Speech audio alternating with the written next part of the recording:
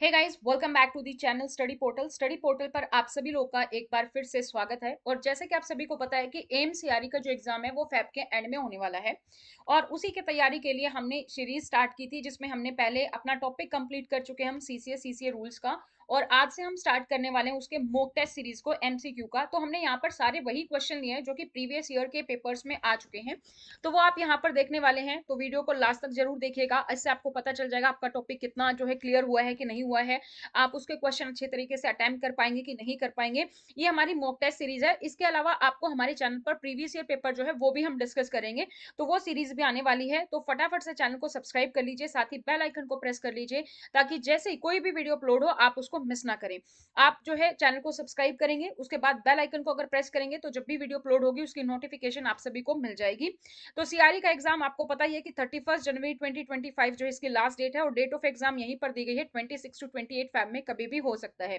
जो हम ये टॉपिक डिस्कस कर रहे हैं ये किस किस पोस्ट के लिए बेनिफिशियल है, वो है assistant security officer, assistant administrative officer, executive assistant, junior administrative officer और ऑफिसर असिस्टेंट। इन सब पोस्ट के लिए हमारा जो है ये हमारा जो है काम आएगा। तो जैसे इसमें सीसीएस रूल हैं जो हमारे, वो हम डिस्कस करें, उसमें से हमारा सीसीए जो एक टॉपिक है उसके क्वेश्चन हम डिस्कस करने वाले हैं। इसकी थ्योरेटिकल ऑलरेडी हम डिस्कस कर चुके हैं, अगर नहीं देखा है तो वो आप जाकर देख सकते हैं।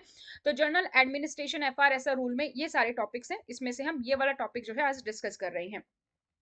अगर अभी तक आप लोगों ने हमें स्टडी पोर्टल को जो है सोशल मीडिया पर फॉलो नहीं किया है तो वहां पर भी आप फॉलो कर सकते हैं, लिंक आपको नीचे डिस्क्रिप्शन बॉक्स में मिल जाएगा। अगर आप एमसीआरई की तैयारी कर रहे हैं तो अपना नाम, सिटी और एग्जाम का नाम लिख के हमें शेयर कर सकते हैं हमारे व्हाट्सएप नंबर पर, ताकि आपको ब्रॉडकास्ट में ऐड कर लिया जाए और उससे रेलिवेंट इन्फॉर्मेशन आपको जो है मिलती रहेगी। जैसे आपका नाम है ज्योति तो ज्योति लिखेंगे, स्पेस देके सिटी, जैसे दिल्ली है तो दिल्ली, फिर एग्जाम एमसीआरई आप लिख के जो है शेयर कर सकते हैं।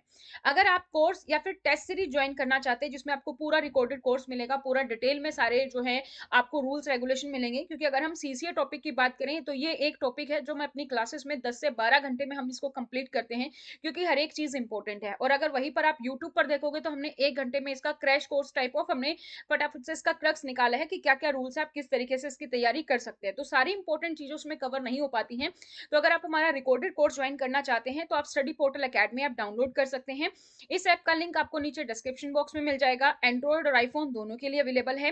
तो इसका रिकॉर्डेड कोर्स भी अवेलेबल है, जिसमें आपको सारे टॉपिक्स आपके कवर हैं, जनरल एडमिनिस्ट्रेशन, सीसीएस और बेसिक कंप्यूटर। जो आपका 75 जो क्वेश्चन आएंगे 300 मार्क्स के, वो पूरा का पूरा सिलेबस इसमें आपका कवर है। बायलिंगुअल है, तो इसमें आपको कोई परेशानी नहीं होने वाली है। साथ ही टेस्ट सीरीज भी है टॉपिक वाइज, तो टेस्ट सीरीज आपकी इंक्लूडेड है अगर आप रिकॉर्डेड कोर्स लेते हैं। और अगर आपकी तैयारी हो चुकी है, आप चाहते हैं बस मुझे टेस्ट सीरीज चाहिए, टेस्ट सीरीज से आप तैयारी करना चाहते हैं, तो सिर्फ टेस्ट सीरीज भी जो है आप ले सकते हैं। इसमें भी general computer, CCS rule, general administration, FRSCR, SR जो है हमारे सारे टॉपिक्स को यहाँ पर कवर किया गया है। तो जो हम डिस्कस कर रहे हैं ये आपका डोमेन स्पेसिफिक का 75 जो क्वेश्चन आते हैं 300 मार्क्स के, उसको हम डिस्कस कर रहे हैं। तो सबसे पहले क्वेश्चन पर आते हैं। Time limit prescribed by the vigilance manual for issue of chargesheet from the date of receipt of CVC advice. तो जब भी सीवीसी से एडवाइस ली जाएगी, जब भी सीवीसी यानी कि जब भी विजिलेंस एंगल इन्वॉल्व होता है, अगर किसी भी डिसिप्लिनरी प्रोसीडिंग जब चल रही है और कोई भी गवर्नमेंट सर्वेंट किसी विजिलेंस एंगल में इन्वॉल्व होता है, तो उसके लिए हम पहली जो एडवाइस लेते हैं वो सीवीसी से लेते हैं, सेंट्रल विजिलेंस कमीशन से हम एडवाइस लेते हैं। तो जब भी चार्जशीट इशू कर दी गई है और अगर आपको सीवीसी से एडवाइस लेनी है तो वो कितने दिन में लेनी है, क्या टाइमलाइन प्रेस्क्राइब है। तो अगर आपने क्लासेस मेरी देखी हैं तो आपको पता चल जाएगा कि हम वहां पे शॉर्ट ट्रिक भी करते हैं, और हमने वहां पर शॉर्ट ट्रिक में डिस्कस किया था कि जहां पर भी वर्ड आपको एडवाइस मिल जाएगा, एडवाइस जो है हमेशा 30 डेज में लेनी होती है, चाहे आप यूपीएससी से लें चाहे आप सीबीसी से लें, 30 डेज के अंदर आपको डिसाइड करना होता है अगर आपको एडवाइस चाहिए तो यहाँ पर आप देखेंगे क्या क्या ऑप्शन है। 1 मंथ है, 45 डेज है, 2 मंथ्स है, 3 मंथ्स है। तो अगर आपके लिए ये सिर्फ कुछ सेकंड का क्वेश्चन है, अगर आपने क्लासेस अटेंड की हैं तो आपको एडवाइस दिखा, आपने 30 डेज ढूंढा और आपका जो फर्स्ट ऑप्शन है वो आपका यहाँ पर आंसर हो जाता है। सेकंड है which of the following are correct. जो नीचे दिए गए ऑप्शन है उसमें से कौन सा ऑप्शन करेक्ट है। An employee may be suspended. तो जब भी कोई भी डिसिप्लिनरी प्रोसीडिंग चलती है, जब भी हम कोई भी इंक्वायरी करते हैं, अनुशासनात्मक कार्यवाही करते हैं, तो हम एम्प्लॉय को सस्पेंड करते हैं, सस्पेंशन नोटिस देते हैं, यानी कि निलंबन जो आदेश है वो हम यहाँ पर देते हैं। आप अपने आंसर्स को कमेंट सेक्शन में साथ साथ कमेंट कर सकते हैं। तो सबसे पहला ऑप्शन आपको बताना कौन सा करेक्ट है। तो जब भी इस तरीके के क्वेश्चन आते हैं सबसे पहले तो आप ये देखा करो कि क्या पूछा गया है। क्या पूछा गया है यहाँ पे? करेक्ट पूछा गया, तो हमें सही बताना है। कई बार नोट करेक्ट आता है या इनकरेक्ट आता है, तो वो बात आपको ध्यान से देनी है। तो हमें करेक्ट बताना है। तो सबसे पहला है where a disciplinary proceeding against him are contemplated. जब भी किसी भी पर्सन के खिलाफ कोई भी डिसिप्लिनरी प्रोसीडिंग ली जानी है, वो डिसाइड हम कर चुके हैं तब। Where a case against him for a criminal offences under investigation, या फिर नेक्स्ट हमारा जो है कि जब भी कोई पर्सन है उसके खिलाफ कोई भी क्रिमिनल ऑफेंस है और वो अंडर इन्वेस्टिगेशन है, उस टाइम पर हम सस्पेंशन पर रखते हैं। या third, where a disciplinary proceeding against him are pending, जब एम्प्लॉय के खिलाफ कोई भी डिसिप्लिनरी प्रोसीडिंग है वो पेंडिंग है। तो आपको पता होना चाहिए कि जब भी कोई कंप्लेन आती है तो वो किसके पास जाती है? वो जाती है हमारी डिसिप्लिनरी अथॉरिटी के पास। और डिसिप्लिनरी अथॉरिटी जब डिसाइड कर लेती है कि इंक्वायरी होनी है, तो उसके बाद जो है, जो हमारा चार्ज ऑफिसर है उसको हम भेजते हैं चार्जशीट, और उस चार्जशीट पर वो अपना रिप्रेजेंटेशन देता है। और जब भी इंक्वायरी होनी होती है, हम एम्प्लॉय को सस्पेंशन ऑर्डर पर रखते हैं, क्योंकि एम्प्लॉय जो है, जो भी हमारे पास डॉक्यूमेंट है, विटनेस है, उसको किसी भी तरीके की छेड़खानी ना करे, इसलिए हम उसको सस्पेंशन ऑर्डर देते हैं। तो इंक्वायरी जब भी कंटेम्पलेटेड है, पेंडिंग है, हम एम्प्लॉय को सस्पेंशन ऑर्डर पर रखते हैं। इसी तरीके से अगर एम्प्लॉय के खिलाफ कोई भी क्रिमिनल ऑफेंस आ जाता है अंडर इन्वेस्टिगेशन, तो भी हम एम्प्लॉय को सस्पेंशन पर रखते हैं। तो यहाँ पर हमारे तीनों के तीनों स्टेटमेंट जो है करेक्ट है, तो इसलिए हमारा ऑप्शन हो जाएगा 4, क्योंकि यहीं पर तीनों दिए गए हैं। तो फर्स्ट एंड सेकंड है, क्योंकि हमारा थर्ड भी करेक्ट है, वो नहीं है यहाँ पे सेकंड, यहाँ पे फर्स्ट नहीं है। चारों ऑप्शन, हम तीनों ऑप्शन हमारे कहाँ पर है? फोर्थ में। तो राइट ऑप्शन जो हमारा हो जाएगा वो क्या हो जाएगा? फोर्थ। नेक्स्ट क्वेश्चन है which of the following are true during suspension an employee can. तो जब भी एम्प्लॉय सस्पेंशन पर होता है, एम्प्लॉय को जो है सैलरी नहीं मिलती है, एम्प्लॉय को क्या मिलता है? जो सैलरी का उसको पार्ट मिलता है उसको हम कहते हैं सब्सिस्टेंस अलाउंस। लेकिन उसके साथ साथ हमने ये भी डिस्कस किया था कि एम्प्लॉय जब सस्पेंशन पर होता है तो उसके अलाउंसेस पर क्या इफेक्ट पड़ता है, क्या एम्प्लॉय को अलाउंसेस मिलेंगे या नहीं मिलेंगे। तो सस्पेंशन के दौरान जब एम्प्लॉय है तो उसको क्या क्या दिया जाएगा, उस पर पूछा गया है। अगेन हम पहले ये देख लेते हैं कि इसमें करेक्ट इनकरेक्ट पूछा गया, तो इसमें पूछा गया कौन सा ट्रू है, जो सही है हमें वो बताना है। फर्स्ट है बी गिवन एचबीए, क्या एम्प्लॉय को एचबीए यानी कि हाउस बिल्डिंग अलाउंस जो है, क्या एम्प्लॉय को दिया जाएगा या नहीं दिया जाएगा। मैंने आपको यहां पर भी एक ट्रिक बताई थी कि जब भी सस्पेंशन के रिगार्डिंग किसी भी अलाउंस के बारे में आप सोचो कि ये मिलेगा कि नहीं मिलेगा, अगर आपको याद ना भी रहे तो आपको क्या सोचना है, क्या ये किसी भी तरीके से फैमिली से रिलेटेड है, जैसे कि चाइल्ड एजुकेशन अलाउंस बच्चों से रिलेटेड है, फैमिली से है तो मिलता है, ठीक है। एलटीसी की बात करें तो फैमिली को मिलता है, फैमिली से रिलेटेड है, एम्प्लॉय को नहीं मिलता है। इसी तरीके से हाउस बिल्डिंग अलाउंस, तो हाउस में एम्प्लॉय खुद तो नहीं रहेगा, उसके साथ उसकी फैमिली भी रहेगी, फैमिली का भी बेनिफिट है, तो एम्प्लॉय को एचबी जो है वो दिया जा सकता है। लेकिन कंडीशन क्या होती है कि 2 परमानेंट एम्प्लॉय की श्योरिटी चाहिए, तो एम्प्लॉय को एचबीए दिया जा सकता है। But be given yes, employee को एचबीए दिया जा सकता है। Second, function as a defence assistance, जब भी कोई कार्यवाही होती है तो उसमें हमारे पास डिसिप्लिन अथॉरिटी होता है, वो अपॉइंट करता है इंक्वायरी अथॉरिटी को, जो कि इंक्वायरी करता है। उसके साथ प्रेजेंटिंग ऑफिसर होता है जो कि डिपार्टमेंट के केस को प्रेजेंट करता है। अपोजिट साइड में हमारा होता है चार्ज ऑफिसर, जिसके खिलाफ कंप्लेन है, जो अपने आप को डिफेंड कर रहा है, और उसकी मदद के लिए उसके पास होता है डिफेंस असिस्टेंस। तो ये जो डिफेंस असिस्टेंस है, ये कोई भी रिटायर्ड एम्प्लॉय हो सकता है और कोई ऐसा एम्प्लॉय हो सकता है जो इन सर्विस है, गवर्नमेंट एम्प्लॉय है। तो आप यहां पर देखो कि जब भी हमारा एम्प्लॉय सस्पेंशन पर है, तो क्या वो इन दोनों में से एक है? रिटायर तो वो हुआ नहीं है, अभी इंक्वायरी चल रही है, तो रिटायर की तो हम यहाँ पे बात ही नहीं कर रहे। हमारा एम्प्लॉय अभी भी इन सर्विस में है, गवर्नमेंट सर्विस में काम कर रहा है, वो अभी भी हमारा गवर्नमेंट एम्प्लॉय है। तो अगर वो अभी भी हमारा गवर्नमेंट एम्प्लॉय है, तो यानी कि वो खुद एक सस्पेंशन पर है, रहते हुए किसी दूसरे एम्प्लॉय के लिए जो कि सस्पेंशन पर है, उसके लिए डिफेंस असिस्टेंट के तौर पर काम कर सकता है। तो हमारा ये सेकंड जो है ये भी हमारा सही हो जाता है। थर्ड है नोट रिटेन लीन, लीन रिटेन नहीं करता है। लीन का मतलब क्या होता है? अब लीन दोस्तों एक टाइटल होता है, और लीन का मतलब है कि जब भी आप किसी भी परमानेंट पोजीशन पर हैं, ठीक है, तो उस परमानेंट पोजीशन पर आपकी लीन क्रिएट होती है। इसका मतलब क्या है कि जब भी आप लीव पर हैं, या आप सस्पेंशन पर हैं, या फॉरेन सर्विस पर हैं, डेपुटेशन पर हैं, टेम्पररी ट्रांसफर है, किसी भी वजह से आप अपनी पेरेंट ऑफिस के पोस्ट पर नहीं हैं, आप किसी भी दूसरी जगह पर हैं, आउट ऑफ ऑफिस हैं, तो उस समय में आपकी उस पोस्ट पर अगर आप परमानेंट पोजीशन पर है तो अपनी लीन बनाते हैं। और लीन बनाने का मतलब क्या है कि उस पोस्ट पर आपकी लीन बनी रहेगी, और जब आप वापस आएंगे, जैसे मान लिया आपकी इंक्वायरी खत्म होगी, आप निर्दोष साबित हो गए, तो वापस आएंगे तो आपको सेम पोस्ट मिलती है। ऐसा नहीं होता कि उस टाइम हमने किसी और को हायर कर लिया या किसी और को रेस्पॉन्सिबिलिटी दे दी, आपको कोई और पोस्ट दे दी, नहीं, आप सेम पोस्ट पर वापस आते हैं जिस भी पोस्ट से आप जो है आपके खिलाफ सस्पेंशन ऑर्डर रिलीज हुआ था। तो क्या एम्प्लॉय अपनी रिटेन लीन रिटेन करता है? तो यस, एम्प्लॉय जब सस्पेंशन पर होता है तो वो अपनी लीन जो है वो रिटेन करता है। तो यहाँ पर लिखा है नोट रिटेन, तो ये वाला हमारा गलत हो जाता है। तो हमारा स्टेटमेंट कौन कौन सा करेक्ट है, फर्स्ट और सेकंड करेक्ट है। तो ये फर्स्ट और सेकंड हमारा ऑप्शन ए में दिया गया है, तो यहाँ पे हमारा जो है ये ऑप्शन हमारा करेक्ट हो जाता है। नेक्स्ट क्वेश्चन है, within how many days the charge officer should submit the list of additional document or is this time period extendable? कितने दिनों के अंदर जो चार्ज ऑफिसर है उसको अपने एडिशनल डॉक्यूमेंट सबमिट कर देने चाहिए, और क्या ये टाइम लिमिट एक्सटेंडेबल है? तो यस या फिर नो। आप यहाँ पर देखोगे, देखो एलिमिनेशन मेथड से आप देखने की कोशिश करो कि यस यस सब जगह पर है, एक जगह पर नो है, तो कहीं ना कहीं ये हमें पता है कि यस तो है ही है। और आंसर हमारा कितना होता है, 10 डेज में हम टाइम देते हैं, 10 डेज के बाद 10 डेज के लिए और एक्सटेंड करते हैं, तो सेकंड ऑप्शन हमारा यहाँ पर करेक्ट है। नेक्स्ट क्वेश्चन है, within how many days a charge official shall be required to submit representation on inquiry report to the disciplinary authority? कितने दिनों के अंदर जो चार्ज ऑफिसर है उसको अपनी रिप्रेजेंटेशन देनी होती है इंक्वायरी रिपोर्ट पर डिसिप्लिनरी अथॉरिटी को? जब भी हमारी इंक्वायरी अथॉरिटी अपॉइंट होती है और उसकी इंक्वायरी खत्म होती है तो वो बनाती है इंक्वायरी रिपोर्ट, और इस इंक्वायरी रिपोर्ट को वो सबमिट करती है डिसिप्लिनरी अथॉरिटी को, और साथ ही डिसिप्लिनरी अथॉरिटीज को देती है चार्ज ऑफिसर को भी, क्योंकि एम्प्लॉय के खिलाफ आरोप है, उसी के खिलाफ रिपोर्ट बनाई गई है, तो हम उसको पूरी इंफॉर्मेशन यहाँ पर देते हैं। अब इस इंक्वायरी रिपोर्ट पर कुछ भी हो जाए, चाहे डिसिप्लिनरी अथॉरिटी डिसएग्री करे, कोई एडवाइस दे रहा है, कोई कमेंट कर रहा है, कुछ भी कर रहा है, तो यहाँ पर इस चार्ज ऑफिसर के पास पूरा राइट होता है अपना रिप्रेजेंटेशन देने का।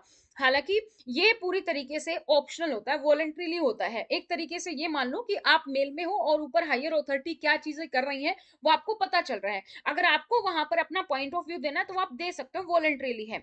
अगर एम्प्लॉय को ऐसा करना है कि अपना रिप्रेजेंटेशन देना है तो उसके लिए कितने दिन का समय मिलता है? अब अगर सेम अगर आपने क्लासेस अटेंड की है तो आपको शॉर्ट ट्रिक यहाँ पर पता होगी कि जहां पर भी रिप्रेजेंटेशन वर्ड होता है वहां पर हमारी टाइम लिमिट कितनी होती है, 15 डेज की, हर एक केसेस में। एक केसेस को छोड़कर, वो एक्सेप्शन मैंने क्लास में बताया हुआ है। तो आंसर यहाँ पर हमारा क्या आ जाएगा, 15 डेज, 15 दिन का समय मिलता है एम्प्लॉय को, अगर एम्प्लॉय को अपने इंक्वायरी रिपोर्ट पर किसी भी तरीके का कोई भी रिप्रेजेंटेशन देना है, तो 15 days is the right answer. तो फोर्थ ऑप्शन आपका यहाँ पर करेक्ट हो जाता है। नेक्स्ट क्वेश्चन है, consider the following statement regarding the entitlement of a government servant to payments during the period of suspension और डीम्ड सस्पेंशन। तो सस्पेंशन हमने पढ़ा था, डीम्ड सस्पेंशन हमने पढ़ा था, कंटिन्यूड सस्पेंशन हमने पढ़ा था। तो उसी केसेस में जब एम्प्लॉय हमारा सस्पेंशन पर है तो उसको जो पेमेंट दी जाती है उसके रिगार्डिंग कुछ स्टेटमेंट है, और आपको इन स्टेटमेंट के अकॉर्डिंग आपको बताना है कि क्या है अबोव द करेक्ट, कौन कौन सी करेक्ट है। तो हम करेक्ट देख लेंगे कौन कौन सी है। सबसे पहली स्टेटमेंट क्या कहती है, for the first 3 months of suspension he shall be entitled to salary for half pay leave and in addition dearness allowance on the basis of such pay. बिल्कुल करेक्ट है। सब्सिस्टेंस अलाउंस जो होता है हमारा suspension के दौरान पर employ को सैलरी जो मिलती है वो सब्सिस्टेंस अलाउंस के तौर पर मिलती है, और वो कितनी मिलती है, जो उसको सैलरी मिलनी चाहिए एचपीएल पर हाफ पे लीव पर वो मिलती है, यानी कि 50% ऑफ द पे। और इस पे में क्या क्या मिलता है, बेसिक पे मिलता है, प्लस इसमें जो है डीए मिलता है, और इस डीए को एक दिन की सैलरी है आपकी है, इसको डिवाइड कर दो बाय 2, तो आपके पास हाफ पे की जो सैलरी है वो आपके पास आ जाएगी। तो ये सैलरी एम्प्लॉय को मिलती है। तो ये फर्स्ट स्टेटमेंट हमारा क्या है, ये हमारा करेक्ट है, ठीक है। सेकेंड स्टेटमेंट पर आते हैं, for the period after 3 months subsistence allowance may be reduced by up to 50%, that is 25% of pay if the delay is attributable to the government servant. Second statement क्या कहता है, हमने क्लासेस में पढ़ा है कि जब सब्सिस्टेंस अलाउंस मिलता है वो पहले 3 महीने तो मिलता है एचपीएल के अकॉर्डिंग 50%, उसके बाद हम इसको रिव्यू करते हैं, रिव्यू करने के बाद हमें या तो सैलरी 50% बढ़ जाएगी या घट जाएगी, यानी कि या तो 25% हो जाएगी या फिर हमारी 75% हो जाएगी। अगर डिले गवर्नमेंट सर्वेंट की वजह से है तो हम उसको सैलरी कम देंगे 25%, और अगर डिले अथॉरिटी की तरफ से है तो हम उसको सैलरी ज्यादा देंगे 75%। यहाँ पर क्या लिखा है, डिले किसकी वजह से, गवर्नमेंट सर्वेंट की वजह से, और गवर्नमेंट सर्वेंट की वजह से अगर डिले होता है तो हम सैलरी को 50% क्या कर देते हैं, कम कर देते हैं, यानी कि 25% हम पे करेंगे। तो हमारा जो सेकेंड स्टेटमेंट है ये भी दोस्तों हमारा करेक्ट हो जाता है। अब आते हैं थर्ड स्टेटमेंट पर, the government servant shall be entitled to compensatory allowances based on pay as on the date of suspension. की जो गवर्नमेंट सर्वेंट है उसको कंपनसेटरी अलाउंसेस मिलते हैं, उसकी जो डेट ऑफ सस्पेंशन है, जो पे है उसके बेसिस पर मिलते हैं। तो क्या ये सही है या नहीं है, तो आप फटाफट से अपने आंसर जो है कमेंट सेक्शन में कमेंट कर सकते हैं। आपको कौन सा स्टेटमेंट सही लगता है? इसमें हमारे पास option A only, B only, A and C only, A B and C only. तो यहाँ पर हमारे तीनों स्टेटमेंट जो हमारे वो करेक्ट है। हमारा फोर्थ ऑप्शन यहाँ पर करेक्ट हो जाता है, A B and C. Next question पर आते हैं। नेक्स्ट क्वेश्चन है which one of the following is not a penalty under Central Civil Services Classification Control and Appeal Rules 1965। जो हमारे रूल हैं, सीसीए रूल्स हैं, उसके तहत नीचे दिए गए ऑप्शन में से कौन सी पेनल्टी नहीं है, नहीं है बताना है आपको।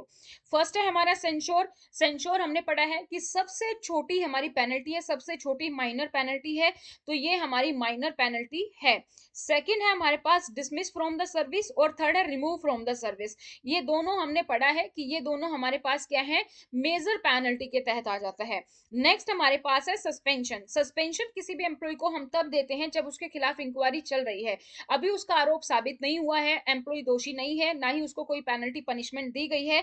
सस्पेंशन हम एम्प्लॉय को सिर्फ इसलिए दे रहे हैं कि ताकि वो किसी डॉक्यूमेंट विटनेस के साथ छेड़खानी ना करे, हमारी इंक्वायरी में कोई दखल अंदाजी ना करे, इसीलिए हम एम्प्लॉय को सस्पेंशन रखते हैं थोड़े समय के लिए ऑफिस से दूर। तो सस्पेंशन हमारी कोई भी पेनल्टी नहीं होती है, तो ऑप्शन 4 जो है यहाँ पर हमारा वो करेक्ट हो जाता है। अब आते हैं नेक्स्ट क्वेश्चन पर। In which of the following cases does a government servant non retain lien on a post. अभी हमने लीन डिस्कस किया था कि आप अपनी पोस्ट पर लीन बनाते हैं जब भी आप अपने ऑफिस से किसी भी थोड़े समय के लिए दूर हैं। तो ये जो लीन आप जो टाइटल बनाते हैं, ये किस केस में नहीं होगा, not retain A lean, government servant किस केस में अपनी पोस्ट पर लीन नहीं बनाएगा, वो आपको बताना है। 4 स्टेटमेंट है, आपको बताना है correct answer using the code given below. ये ऑप्शंस है। तो पहला ऑप्शन क्या है, during the period he is on extraordinary leave, अगर एम्प्लॉय हमारा एक्स्ट्राऑर्डिनरी लीव पर है। सेकंड, व्हाइल अंडर सस्पेंशन, जब एम्प्लॉय हमारा सस्पेंशन पर है। Third, while proceeding on immediate absorption basis to a post or service outside his post or service or cadre from the date of his absorption. या फिर fourth है हमारा while on foreign service, ये अभी मैंने discuss करके आपको बताया था, तो आप फटाफट से सोचिए कि कौन सा आंसर करेक्ट है, क्योंकि हम ऊपर वाले क्वेश्चन में इसको डिस्कस कर चुके हैं, और आप मुझे बताओगे कि कौन कौन सा स्टेटमेंट आपका यहाँ पर करेक्ट है। तो आप अपना जो भी आंसर है वो आप कमेंट सेक्शन में कमेंट कर सकते हैं। ऑप्शंस आपके नेक्स्ट पेज पर है, तो यहाँ पर आप अपने अकॉर्डिंग सोच लीजिए 1 2 3 4 में से कौन कौन सा करेक्ट है। नहीं नहीं पूछा है, नोट रिटेन लीन, तो कहां पर लीन नहीं बनेगी वो आपको यहाँ पर सोचना है। और अगर आप एमसीआरई की तैयारी कर रहे हैं, तो जैसे कि मैं आपको पहले बता चुकी हूँ, आप हमारी ऐप डाउनलोड कर सकते हैं, स्टडी पोर्टल एकेडमी। वहां पर आपको रिकॉर्डेड कोर्स और टेस्ट सीरीज दोनों अवेलेबल है, वहां से आप परचेज कर सकते हैं और अपनी तैयारी अच्छे से कर सकते हैं, अपने एग्जाम को क्लियर कर सकते हैं। ठीक है, और इसके अलावा मॉक टेस्ट सीरीज भी जल्दी आने वाली है, तो चैनल को सब्सक्राइब करें और इस वीडियो को जितना हो सके अपने दोस्तों के साथ भी शेयर करें, क्योंकि जितने ज्यादा से ज्यादा लोग देखेंगे हमें मोटिवेशन मिलेगी और हम इन क्लासेस को कंटिन्यू रखेंगे अपने यूट्यूब चैनल पर। तो फटाफट से बताइए कौन सा आंसर है यहाँ पर, एक्स्ट्राऑर्डिनरी लीव पर है, सस्पेंशन पर है, थर्ड एब्जॉर्प्शन, फोर्थ जो है फॉरेन सर्विस। तो पहला हमारा क्या है, एक्स्ट्राऑर्डिनरी लीव पर है, यानी कि काइंड ऑफ लीव है, लीव जब हम पढ़ेंगे उसमें डिस्कस करेंगे। सेकंड हमारा क्या है, सेकंड हमारा है एम्प्लॉय हमारा सस्पेंशन पर है उस केस में, ठीक है। या फिर थर्ड हमारा जो है वो है हमारा एब्सॉर्प्शन के केस में है। एब्सॉर्प्शन का मतलब होता है जब एम्प्लॉय किसी और जगह पर गया और वहां पर उस पोस्ट पर उसको परमानेंट कर लिया, मान लो कि कहीं पर टेम्परेरी पोस्ट पर गया, ठीक है, और वहीं पर वो एम्प्लॉय परमानेंटली हायर हो गया, तो वो एब्जॉर्प्शन। फोर्थ हमारा क्या है, फोर्थ हमारा है फॉरेन सर्विस पर। तो किस केस में एम्प्लॉय हमारी जो है अपनी लीन को रिटेन नहीं करता है, देखो सस्पेंशन वाला तो अभी हमने डिस्कस किया है, एलिमिनेशन मेथड से करते हैं इसको, अगर आपको अभी तक नहीं पता चला। सस्पेंशन वाला तो अभी हमने डिस्कस किया है कि एम्प्लॉय सस्पेंशन पर जब होता है वो अपनी लीन जो है बनाए रखता है। तो सेकंड स्टेटमेंट जो हमारी यहाँ पर भी दी है, यहाँ पर भी दी गई, यानी कि हमारे ये दोनों ऑप्शन तो बिल्कुल भी नहीं है। अब आपको सोचना है थर्ड और फोर्थ में, ये अभी मैंने आपको डिस्कस किया कि जब भी एम्प्लॉय फॉरेन सर्विस पर होगा, डेप्यूटेशन पर होगा, तो वो अपनी लीन जो है अपनी बना के रखता है बेसिकली। तो यहाँ पे आंसर जो है करेक्ट वाला दे रखा है, हमने नोट रिटेन वाला पूछना है, तो हमारा थर्ड वाला जो ऑप्शन है वो हमारे यहाँ पर करेक्ट है, ये जो ऑप्शन है वो करेक्ट के अकॉर्डिंग है। सो हमारा थर्ड ओनली, फोर्थ वाला जो ऑप्शन है वो यहाँ पर आएगा कि थर्ड ओनली एब्जॉर्प्शन के केस में, क्योंकि उस केस में जो है ऑथोरिटी पर डिपेंड करता है कि वो आपको लीन दे रही है कि नहीं, उसके लिए आपको पहले ही अप्लाई करना पड़ता है। तो थर्ड ऑप्शन आपका यहाँ पर करेक्ट हो जाएगा, सॉरी फोर्थ ऑप्शन, जो कि थर्ड ऑप्शन आपका लीन नहीं बनाता है। Next question. Consider the following types of cases where requests have been made by government official for accepting their resignation. ऐसे केसेस आपको बताने, नीचे कुछ केसेस दिए गए हैं जहां पर जो गवर्नमेंट ऑफिशियल है वो आपको रेजिग्नेशन के लिए रिक्वेस्ट देता है, तो किस केस में आप एक्सेप्ट करेंगे वो आपको बताना है। First, who are under suspension, तो सस्पेंशन के केस में हमने डिस्कस किया था कि एम्प्लॉय जब सस्पेंशन पर है और एम्प्लॉय अपना रिजाइन देता है तो रेजिग्नेशन हम एक्सेप्ट कर सकते हैं, हालांकि हम रिटायरमेंट जो है वो एक्सेप्ट नहीं करेंगे, क्योंकि रिटायरमेंट रिटायरमेंट जब आप किसी एम्प्लॉय को दे रहे हो तो आप उस टाइम पर रिटायरमेंट बेनिफिट दे रहे हो और अपनी तरफ से उसको पूरा क्लियरेंस सर्टिफिकेट दे रहे हो कि उसके खिलाफ कोई कार्रवाई नहीं, कोई विजिलेंस एंगल नहीं है, ठीक है। जबकि आपने इंक्वायरी पूरी नहीं की है तो उस टाइम पर हम नहीं दे सकते। तो सस्पेंशन पर जब एम्प्लॉय है हमारा तो हम रेजिग्नेशन को क्या करेंगे, एक्सेप्ट करेंगे। सेकंड है against whom inquiry investigation is pending, जिस भी एम्प्लॉय के खिलाफ इंक्वायरी पेंडिंग है। तो जब भी एम्प्लॉय के खिलाफ जो है इंक्वायरी पेंडिंग है और हमें लगता है कि भाई इंक्वायरी जो कर रहे हैं ना उसमें हमारा टाइम बहुत वेस्ट हो रहा है, उसमें हमारा पैसा बहुत वेस्ट हो रहा है, इससे बेटर तो ये होगा कि हम एम्प्लॉय का रेजिग्नेशन एक्सेप्ट कर लें। लेकिन कंडीशन क्या होनी चाहिए कि एम्प्लॉय का कोई ऐसा आरोप नहीं होना चाहिए जिससे आपको लगे कि मेजर पेनल्टी लग सकती है, डिसमिस कर सकते हैं, रिमूव कर सकते हैं या फिर कंपल्सरी रिटायरमेंट दे सकते हैं, तो यहां पर भी हम एक्सेप्ट कर सकते हैं। Third, case of technical resignation. Technical resignation क्या होता है? टेक्निकल रेजिग्नेशन है, मान लीजिए आप एक पोस्ट पर काम कर रहे हैं और उस पोस्ट पर काम करते हुए आपने किसी और दूसरे पोस्ट के लिए फॉर्म फिल किया है, आपने अपनी ऑर्गेनाइजेशन से एनओसी भी ली है कि भाई मैं दूसरी पोस्ट के लिए तैयारी कर रहा हूं और मैंने उसके लिए फॉर्म फिल कर दिया है। अब आपने तैयारी की, अब आपका सिलेक्शन भी हो गया और सिलेक्शन हो गया तो आप यहां पर ज्वाइन करेंगे आप दूसरी ऑर्गेनाइजेशन में। तो इस ऑर्गेनाइजेशन से आपको बकायदा एक रेजिग्नेशन देना होगा और फिर आप इस ऑर्गेनाइजेशन में ज्वाइन कर सकते हैं। इसको हम बोलते हैं टेक्निकल रेजिग्नेशन, जहां पर मैंडेटरी है कि आप रिजाइन करके ही दूसरी पोस्ट पर ज्वाइन कर पाएंगे। तो ये होता है टेक्निकल रेजिग्नेशन और उस टाइम पर भी हम एक्सेप्ट करते हैं। तो select the option containing all those cases where prior vigilance clearance should be obtained before taking decision on the request of resignation. आपको वो केसेस बताने हैं जहां पर आपको विजिलेंस एंगल पहले क्लियर करना होगा। तो विजिलेंस एंगल कहां कहां पर आपको क्लियर करना होगा? विजिलेंस एंगल आपको फर्स्ट और थर्ड केस में, जहां पर एम्प्लॉय सस्पेंशन पर है तो आपको पहले ये सुनिश्चित करना होगा कि एम्प्लॉय के खिलाफ कोई विजिलेंस एंगल नहीं है। एंड थर्ड, टेक्निकल रिजाइन आप जब किसी को दे रहे हो तब भी आपको ये सोचना होगा कि एम्प्लॉय के खिलाफ कोई विजिलेंस एंगल तो नहीं है। इन्वेस्टिगेशन जब चल रही है तो आपको ऑलरेडी पता ही है कि विजिलेंस एंगल है कि नहीं, उसी केस में हम रजिस्ट्रेशन एक्सेप्ट या रिजेक्ट करते हैं। तो फर्स्ट और थर्ड ऑप्शन आपका हमारा यहाँ पर करेक्ट हो जाता है। Next question, which of the following is or are true? कौन सा स्टेटमेंट ट्रू है, सही है जो, वो आपको बताना है। फर्स्ट क्या है? Number of major penalties 5। जो मेजर पेनल्टी है वो कितनी है? 5 है। जब मैंने आपको क्लास करवाई थी तो मैं आपको बताया था कि आपको नंबर भी याद रखना है क्योंकि इस टाइप के क्वेश्चंस ऑलरेडी पूछे जाते हैं। Suspension is one of the minor penalty, suspension हमारा माइनर पेनल्टी है। Third, depending on circumstances reduction to lower stage in time scale of pay can either be minor और मेजर पेनल्टी। तो एक एक statement से देखते हैं कौन सी ट्रू है। तो नंबर ऑफ मेजर पेनल्टी 5 है, तो बिल्कुल यस 5 है हमारे पास। ये क्या है? ये हमारे पास ट्रू है क्योंकि माइनर हमारे पास 4 है, मेजर हमारे पास 5 है, टोटल हमारे पास पेनल्टी 9 है। सेकंड है सस्पेंशन, क्या माइनर पेनल्टी है? हम ऑलरेडी डिस्कस कर चुके हैं, सस्पेंशन ना कोई पेनल्टी है और ना ही कोई जो है हमारी पनिशमेंट है, तो ये हमारा फॉल्स हो जाता है। थर्ड, सर्कमस्टेंसेस के बेस पे जो हम लोअर स्टेज में रिडक्शन करते हैं वो हमारी माइनर पेनल्टी भी हो सकती है, मेजर पेनल्टी भी हो सकती है। बिल्कुल ट्रू है क्योंकि हमने एक टर्म पढ़ी थी क्यूमुलेटिव और नॉन क्यूमुलेटिव इफेक्ट। अगर नॉन क्यूमुलेटिव इफेक्ट है या विदाउट क्यूमुलेटिव इफेक्ट है तो वो हमारी माइनर पेनल्टी होती है, और अगर यही हम पेनल्टी दें क्यूमुलेटिव इफेक्ट से तो वो हमारी मेजर हो जाती है। तो दैट टोटली डिपेंड्स कि आप किस इफेक्ट से वो दे रहे हैं, अदरवाइज दोनों ही पेनल्टी माइनर और मेजर में आ सकती हैं। तो हमारा फर्स्ट और थर्ड स्टेटमेंट करेक्ट है, सेकंड स्टेटमेंट हमारा रॉन्ग हो जाता है। तो फर्स्ट और थर्ड है हमारा ऑप्शन 3 में, तो यहाँ पर हमारा ऑप्शन 3 जो है वो हमारा यहाँ पर करेक्ट हो जाता है। नेक्स्ट क्वेश्चन है, unless extended after review for a further period an order of suspension shall not be valid after the following period. अगर जो है आपने सस्पेंशन ऑर्डर को बढ़ाया नहीं है और आप रिव्यू करने के बाद भी सस्पेंशन ऑर्डर को बढ़ा नहीं रहे हो तो जो आपका सस्पेंशन ऑर्डर है वो कब तक वैलिड रहेगा, ये आपसे पूछा गया है कि कितने समय के बाद सस्पेंशन पीरियड ऑटोमेटिकली एक्सपायर हो जाएगा अगर आपने उसको एक्सटेंड नहीं किया है। तो आप सभी को पता होना चाहिए कि पहला जो हमारा सस्पेंशन ऑर्डर है वो कितने दिन का होता है? 90 डेज का होता है, और 90 डेज के अंदर ही अथॉरिटी को डिसाइड करना होता है कि उनको पहले रिवोक करना है, एक्सटेंड करना है, मॉडिफाई करना है। 90 डेज के अंदर डिसीजन लेना होता है। अगर 90 डेज के अंदर गवर्नमेंट ऑफिशियल की तरफ से कोई भी हमें ऑर्डर नहीं आया है, इसका मतलब ये है कि सस्पेंशन ऑर्डर हमारा ऑटोमेटिकली रिवोक हो गया है। सो आंसर यहाँ पर 90 डेज थर्ड ऑप्शन है, तो इसलिए थर्ड ऑप्शन हमारा यहाँ पर करेक्ट हो जाता है। नेक्स्ट क्वेश्चन पर बढ़ते हैं, which of the following are true, नीचे दिए गए ऑप्शन में से कौन सा स्टेटमेंट जो है हमारा सही है।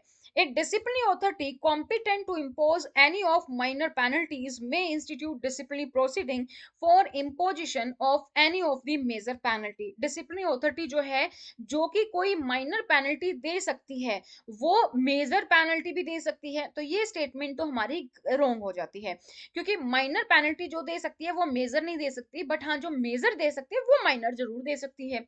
सेकंड स्टेटमेंट देखते हैं, a disciplinary authority competent to impose any of major penalty may institute disciplinary proceeding for imposition of any of the minor penalty।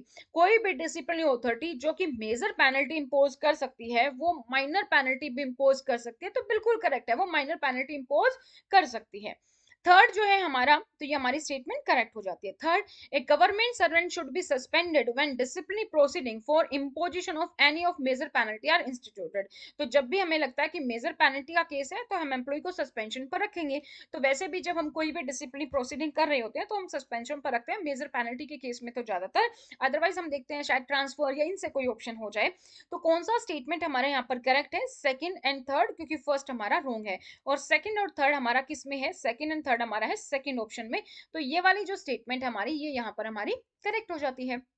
Next question, a government servant shall be deemed to have been placed under suspension, which of the following is not true। जो नीचे दिए गए option है उसमें से आपको बताना है कि कोई भी गवर्नमेंट सर्वेंट को हम डीम्ड सस्पेंशन का कौन सा केस है, हम कब मान लेते हैं कि एम्प्लॉय हमारा सस्पेंशन पर रखा गया है, कौन सा स्टेटमेंट नॉट ट्रू है, ट्रू नहीं है, वो आपको बताना है। फर्स्ट आप देखेंगे, with effective from the date of detention if detain for a period exceeding 48 hours. अगर किसी भी एम्प्लॉय को हिरासत में लिया गया है और 48 घंटे से ज्यादा हो गए हैं तो ऑटोमेटिकली हम मान लेते हैं कि ये सस्पेंशन का केस है, तो ये तो हमारा ट्रू है। ठीक है। Second, with effective from the date of conviction if it sentence to a term of imprisonment. जहां पर एम्प्लॉय हमारा हिरासत में लिया गया है और उसको जेल में 48 आवर्स से ज्यादा हो गए हैं, तो भी हम एम्प्लॉय को मानते हैं कि एम्प्लॉय डीम सस्पेंशन का केस है। अगेन ये स्टेटमेंट हमारा ट्रू है। Third, when a penalty of dismissal imposed is set aside in appeal and the case is remitted for further inquiry।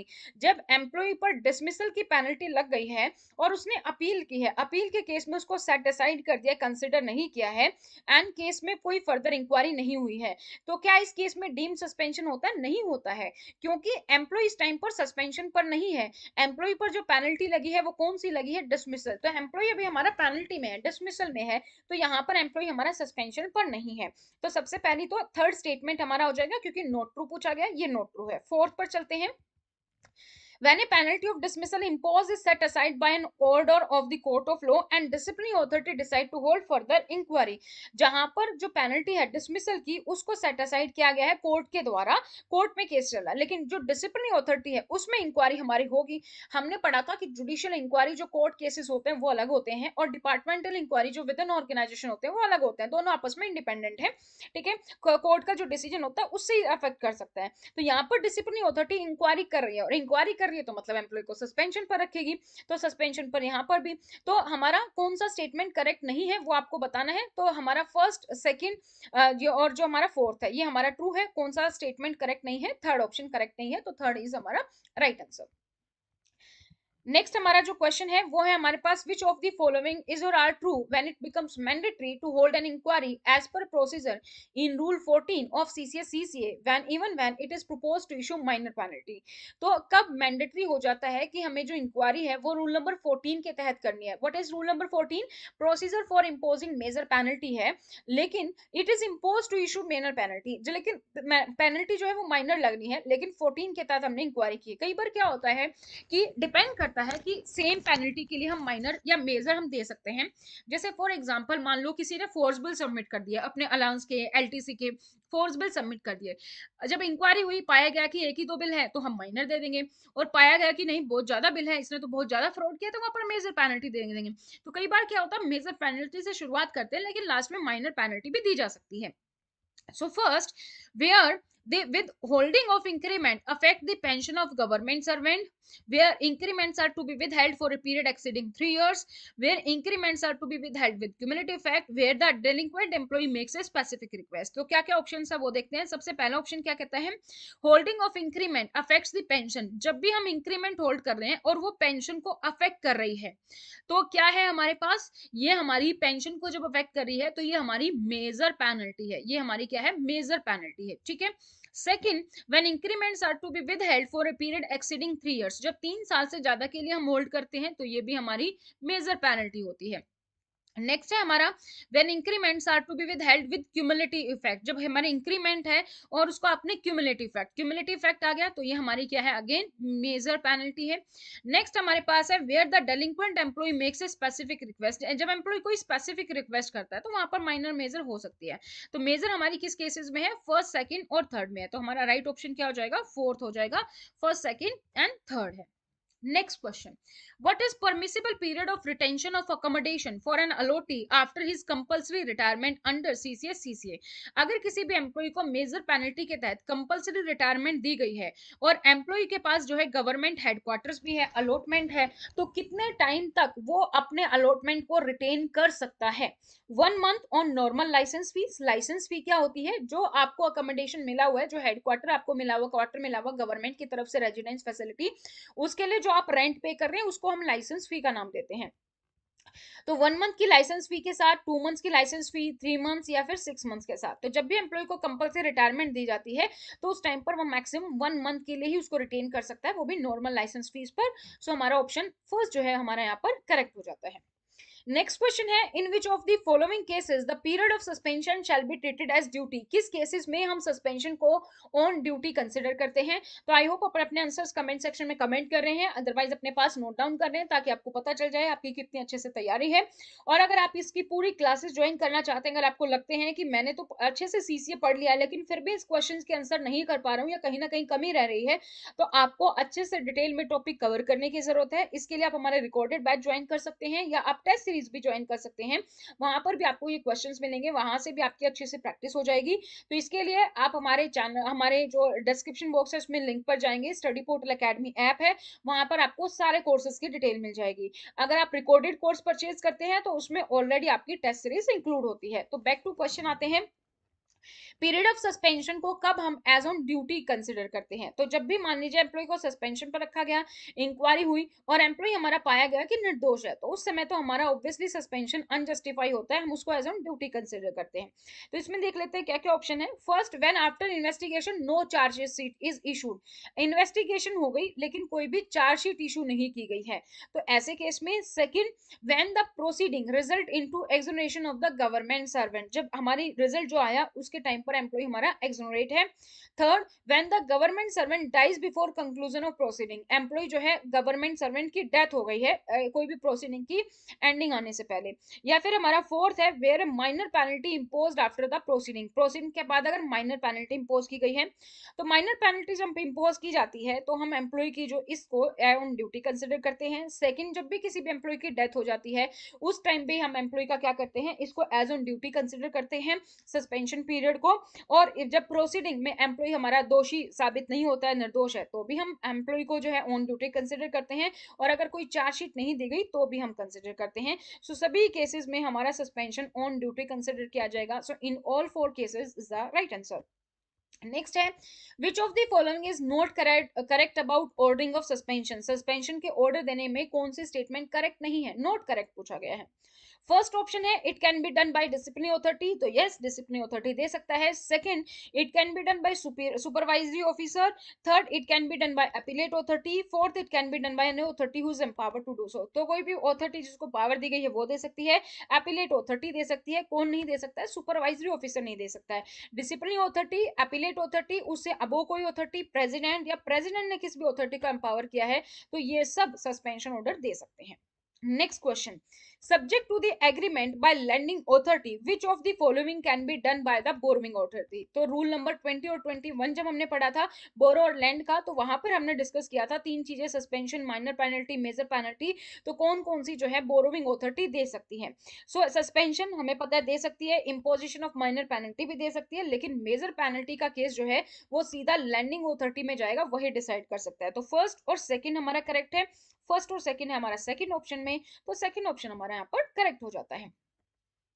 Next question है which of the following is or are not correct. आपको बताना है कि कौन सा statement यहाँ पर हमारा करेक्ट नहीं है। First, if some blames attached to the delinquent officer, the minimum statutory penalty of censure should be imposed and it would not suffice to issue a warning. Second, more than one statutory penalty can be imposed in respect of single misconduct. Third, retirement under FR 56J is not a penalty, although in this case the government servant is virtually compulsory retire।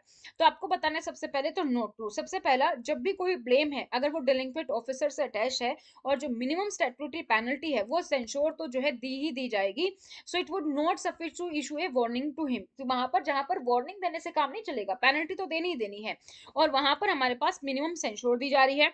Second, जहां पर एक से ज्यादा censure statutory penalty impose की जा रही है, एक ही मिसकंडक्ट में सिंगल मिसकंडक्ट हुआ लेकिन एक से ज्यादा पेनल्टी दी जा रही है। थर्ड, जब एम्प्लॉय रिटायर होता है अंडर FR 16J तो ये एक पेनल्टी नहीं है इन केस, क्योंकि गवर्नमेंट कंपल्सरी विजुअल रिटायर होता है। तो तीनों ही स्टेटमेंट जो है हमारे नॉट करेक्ट है। ठीक है, तो जब भी कोई एम्प्लॉय के खिलाफ अगर कोई आरोप है तो उसमें हम पेनल्टी देते हैं। सेंश्योर हम तब देते हैं जब एम्प्लॉय को आपको वार्निंग नहीं देनी लेकिन आपको कम से कम जो पेनल्टी देनी है, तो सेंश्योर है।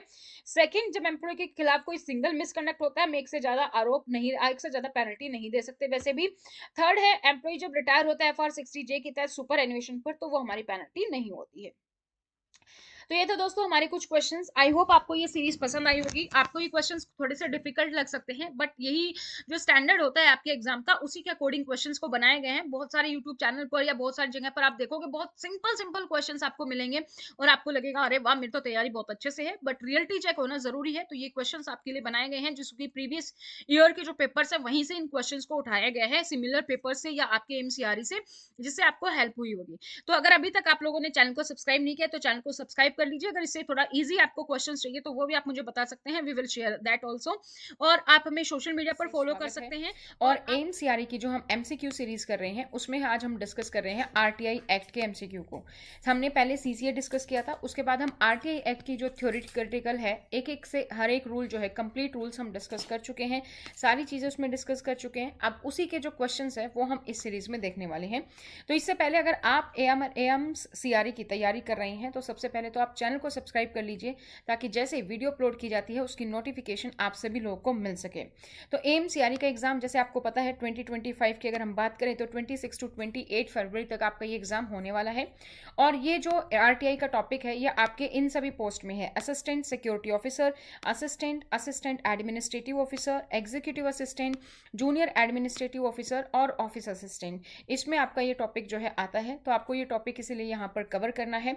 तो हमने अभी तक सीसीएस सीसी किया है, आरटीआई आज की इस वीडियो में हम डिस्कस कर रहे हैं।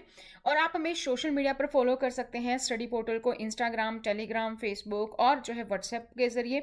अगर आप एमसीआरई की तैयारी कर रहे हैं तो अपना नाम स्पेस देके अपनी सिटी और स्पेस देके अपना एग्जाम नाम लिख के आप हमें शेयर कर सकते हैं हमारे व्हाट्सएप नंबर 8447410108 पे। अगर आप जो है तैयारी कर रहे हैं और अगर आप कोर्सेज ढूंढ रहे हैं कि कहाँ से हम तैयारी करें, कहाँ पर आपको सारा स्टडी मटेरियल मिल जाएगा, कहाँ पर आपके सारे टॉपिक्स वीडियो कवर हो जाएंगे प्लस टेस्ट सीरीज, तो उसके लिए आप डाउनलोड कर सकते हैं हमारी ऐप स्टडी पोर्टल एकेडमी। इसका लिंक आपको एंड्रॉयड और आईफोन दोनों के लिए जो है डिस्क्रिप्शन बॉक्स में मिल जाएगा।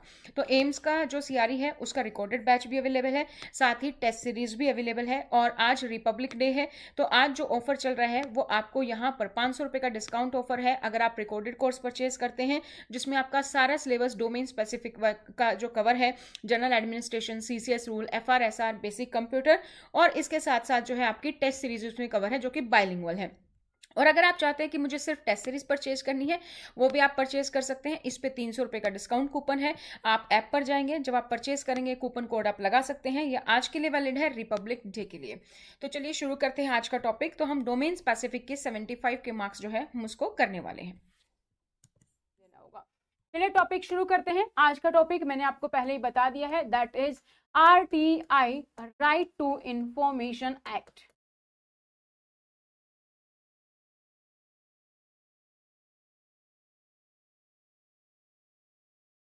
राइट टू इंफॉर्मेशन एक्ट, ठीक है।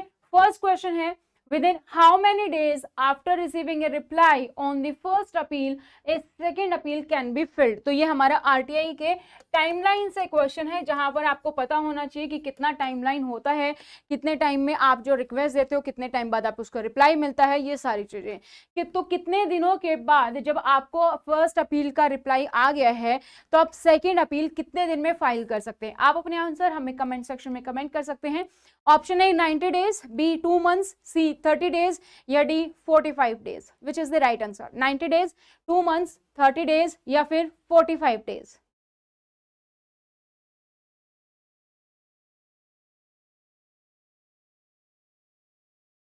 आपको जो भी आंसर लग रहा हो आप कमेंट सेक्शन में कमेंट कर सकते हैं। साथ साथ कितने दिनों के बाद आपको लगता है कि अगर फर्स्ट अपील का रिप्लाई आ गया है तो सेकंड अपील आप कितने दिनों के बाद फाइल कर सकते हैं? 90 दिन, 2 महीने, 30 दिन या फिर 45 दिन। विच इज द राइट आंसर? 90, 2 महीने यानी कि 60 दिन, 30 दिन या 45 दिन। Right answer will be 90 days. Option A will be the right answer here. 90 दिन का टाइम होता है आपके पास। अगर हम इस टाइमलाइन की चीज को समझने की कोशिश करें ताकि आपके पास अब आगे भी जो क्वेश्चन आए आप उसको बहुत ही अच्छे से कर पाए, तो जब भी आप अपनी रिक्वेस्ट देते हैं, रिक्वेस्ट किसके लिए देंगे? आरटीआई एक्ट की बात कर रहे हैं, तो आपको कोई ना कोई इंफॉर्मेशन चाहिए और उसके लिए आप रिक्वेस्ट देते, ठीक है। आपकी रिक्वेस्ट गई, आपकी रिक्वेस्ट जाती है पीएओ के पास, ठीक है। यहाँ पे एक असिस्टेंट पीओ भी होता है, ठीक है। तो इसके पास 2 रिप्लाई हैं। ये तो आपकी रिक्वेस्ट का रिप्लाई कर दे, जो भी आपने इन्फॉर्मेशन मांगी उसको एक्सेप्ट करे, उसका रिप्लाई कर दे। दूसरा, आपकी रिक्वेस्ट को रिजेक्ट कर दे, वो इन्फॉर्मेशन ना दी जा सकती हो किसी भी वजह से। तो जो आप आरटीआई एक्ट पढ़ते हो वहां पर 2-3 क्लोज हैं, जहां पर कि एक में है कि आप कौन कौन सी इंफॉर्मेशन आरटीआई के तहत नहीं ले सकते हैं। सेकेंड एक क्लोज में है कि आरटीआई के तहत कौन कौन सी ऑर्गेनाइजेशन है जिसकी कि आप इंफॉर्मेशन नहीं ले सकते हैं। तो ये रिजेक्ट करे या रिप्लाई करे, यहाँ पे इसके पास टाइम होता है 30 डेज का। अब सपोज इसके पास कोई इंफॉर्मेशन नहीं है, इसको सेंड करनी पड़ी अपने असिस्टेंट पीएओ को, तो यहाँ पे इसको 5 डेज एक्स्ट्रा लगेंगे। 5 दिन में ये यहाँ भेज रहा है, तो अब इस एपीओ के पास भी वही है, रिप्लाई रिजेक्ट। तो इसके पास कितना टाइम है? इसके पास भी अपना 30 डेज का टाइम होता है, ठीक है। ये टाइमलाइन होती है जब स्टार्टिंग की बात करते हैं।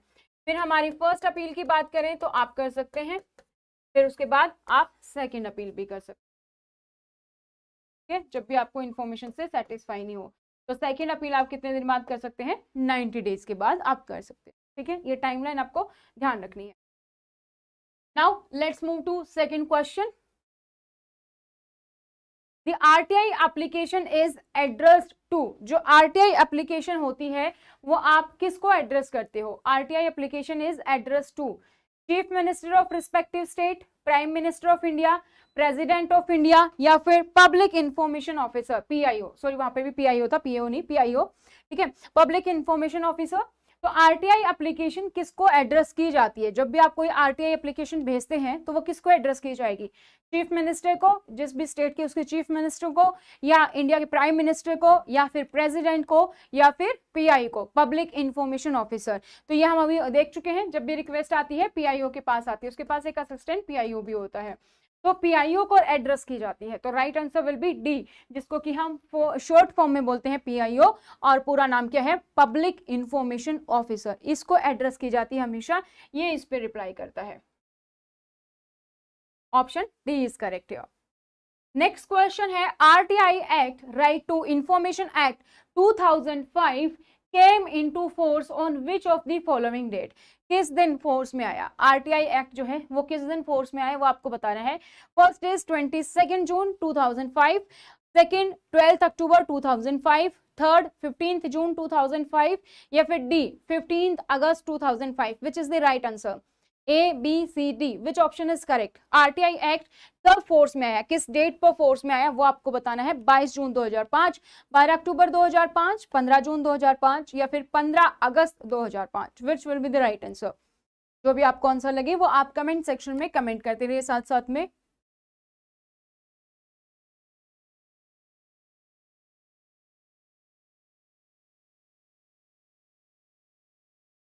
सो right option is option B 12 October 2005। B option हमारा यहाँ पर करेक्ट है। आरटीआई कब फोर्स में आया? 12 अक्टूबर 2005 को। Now comes to next question. The RTI act 2005 replaced with act. कौन से एक्ट को आरटीआई ने रिप्लेस कर दिया? इससे पहले भी ऐसा तो था नहीं कि आरटीआई एक्ट हमारा पहला ही एक्ट था जो पहली बार आया कि हमें इंफॉर्मेशन मिलनी चाहिए, राइट टू इंफॉर्मेशन एक्ट हमें मिला। इससे पहले भी काफी सारे एक्ट रहे होंगे, तो ऐसा कौन सा एक्ट था जो इससे पहले था और उसको पूरी तरीके से रिप्लेस कर दिया आरटीआई ने? ए ऑप्शन है इंफॉर्मेशन टेक्नोलॉजी एक्ट 2000, बी है freedom of information act 2002, delimitation act 2002, या फिर none of the above. Information technology act यानी कि IT act 2000, freedom of information act 2002, या फिर डिलिमिटेशन एक्ट 2002, या फिर नन ऑफ द अबव। कौन सा ऑप्शन करेक्ट है? आरटीआई एक्ट ने कौन से एक्ट को कंप्लीटली रिप्लेस कर दिया? आईटी एक्ट भी था हमारे पास, फ्रीडम ऑफ आईटी एक्ट भी था, ठीक है। तो कौन सा is, which option is right? तो यहाँ पर ऑप्शन कौन सा है करेक्ट जिसको कि पूरा रिप्लेस कर दिया?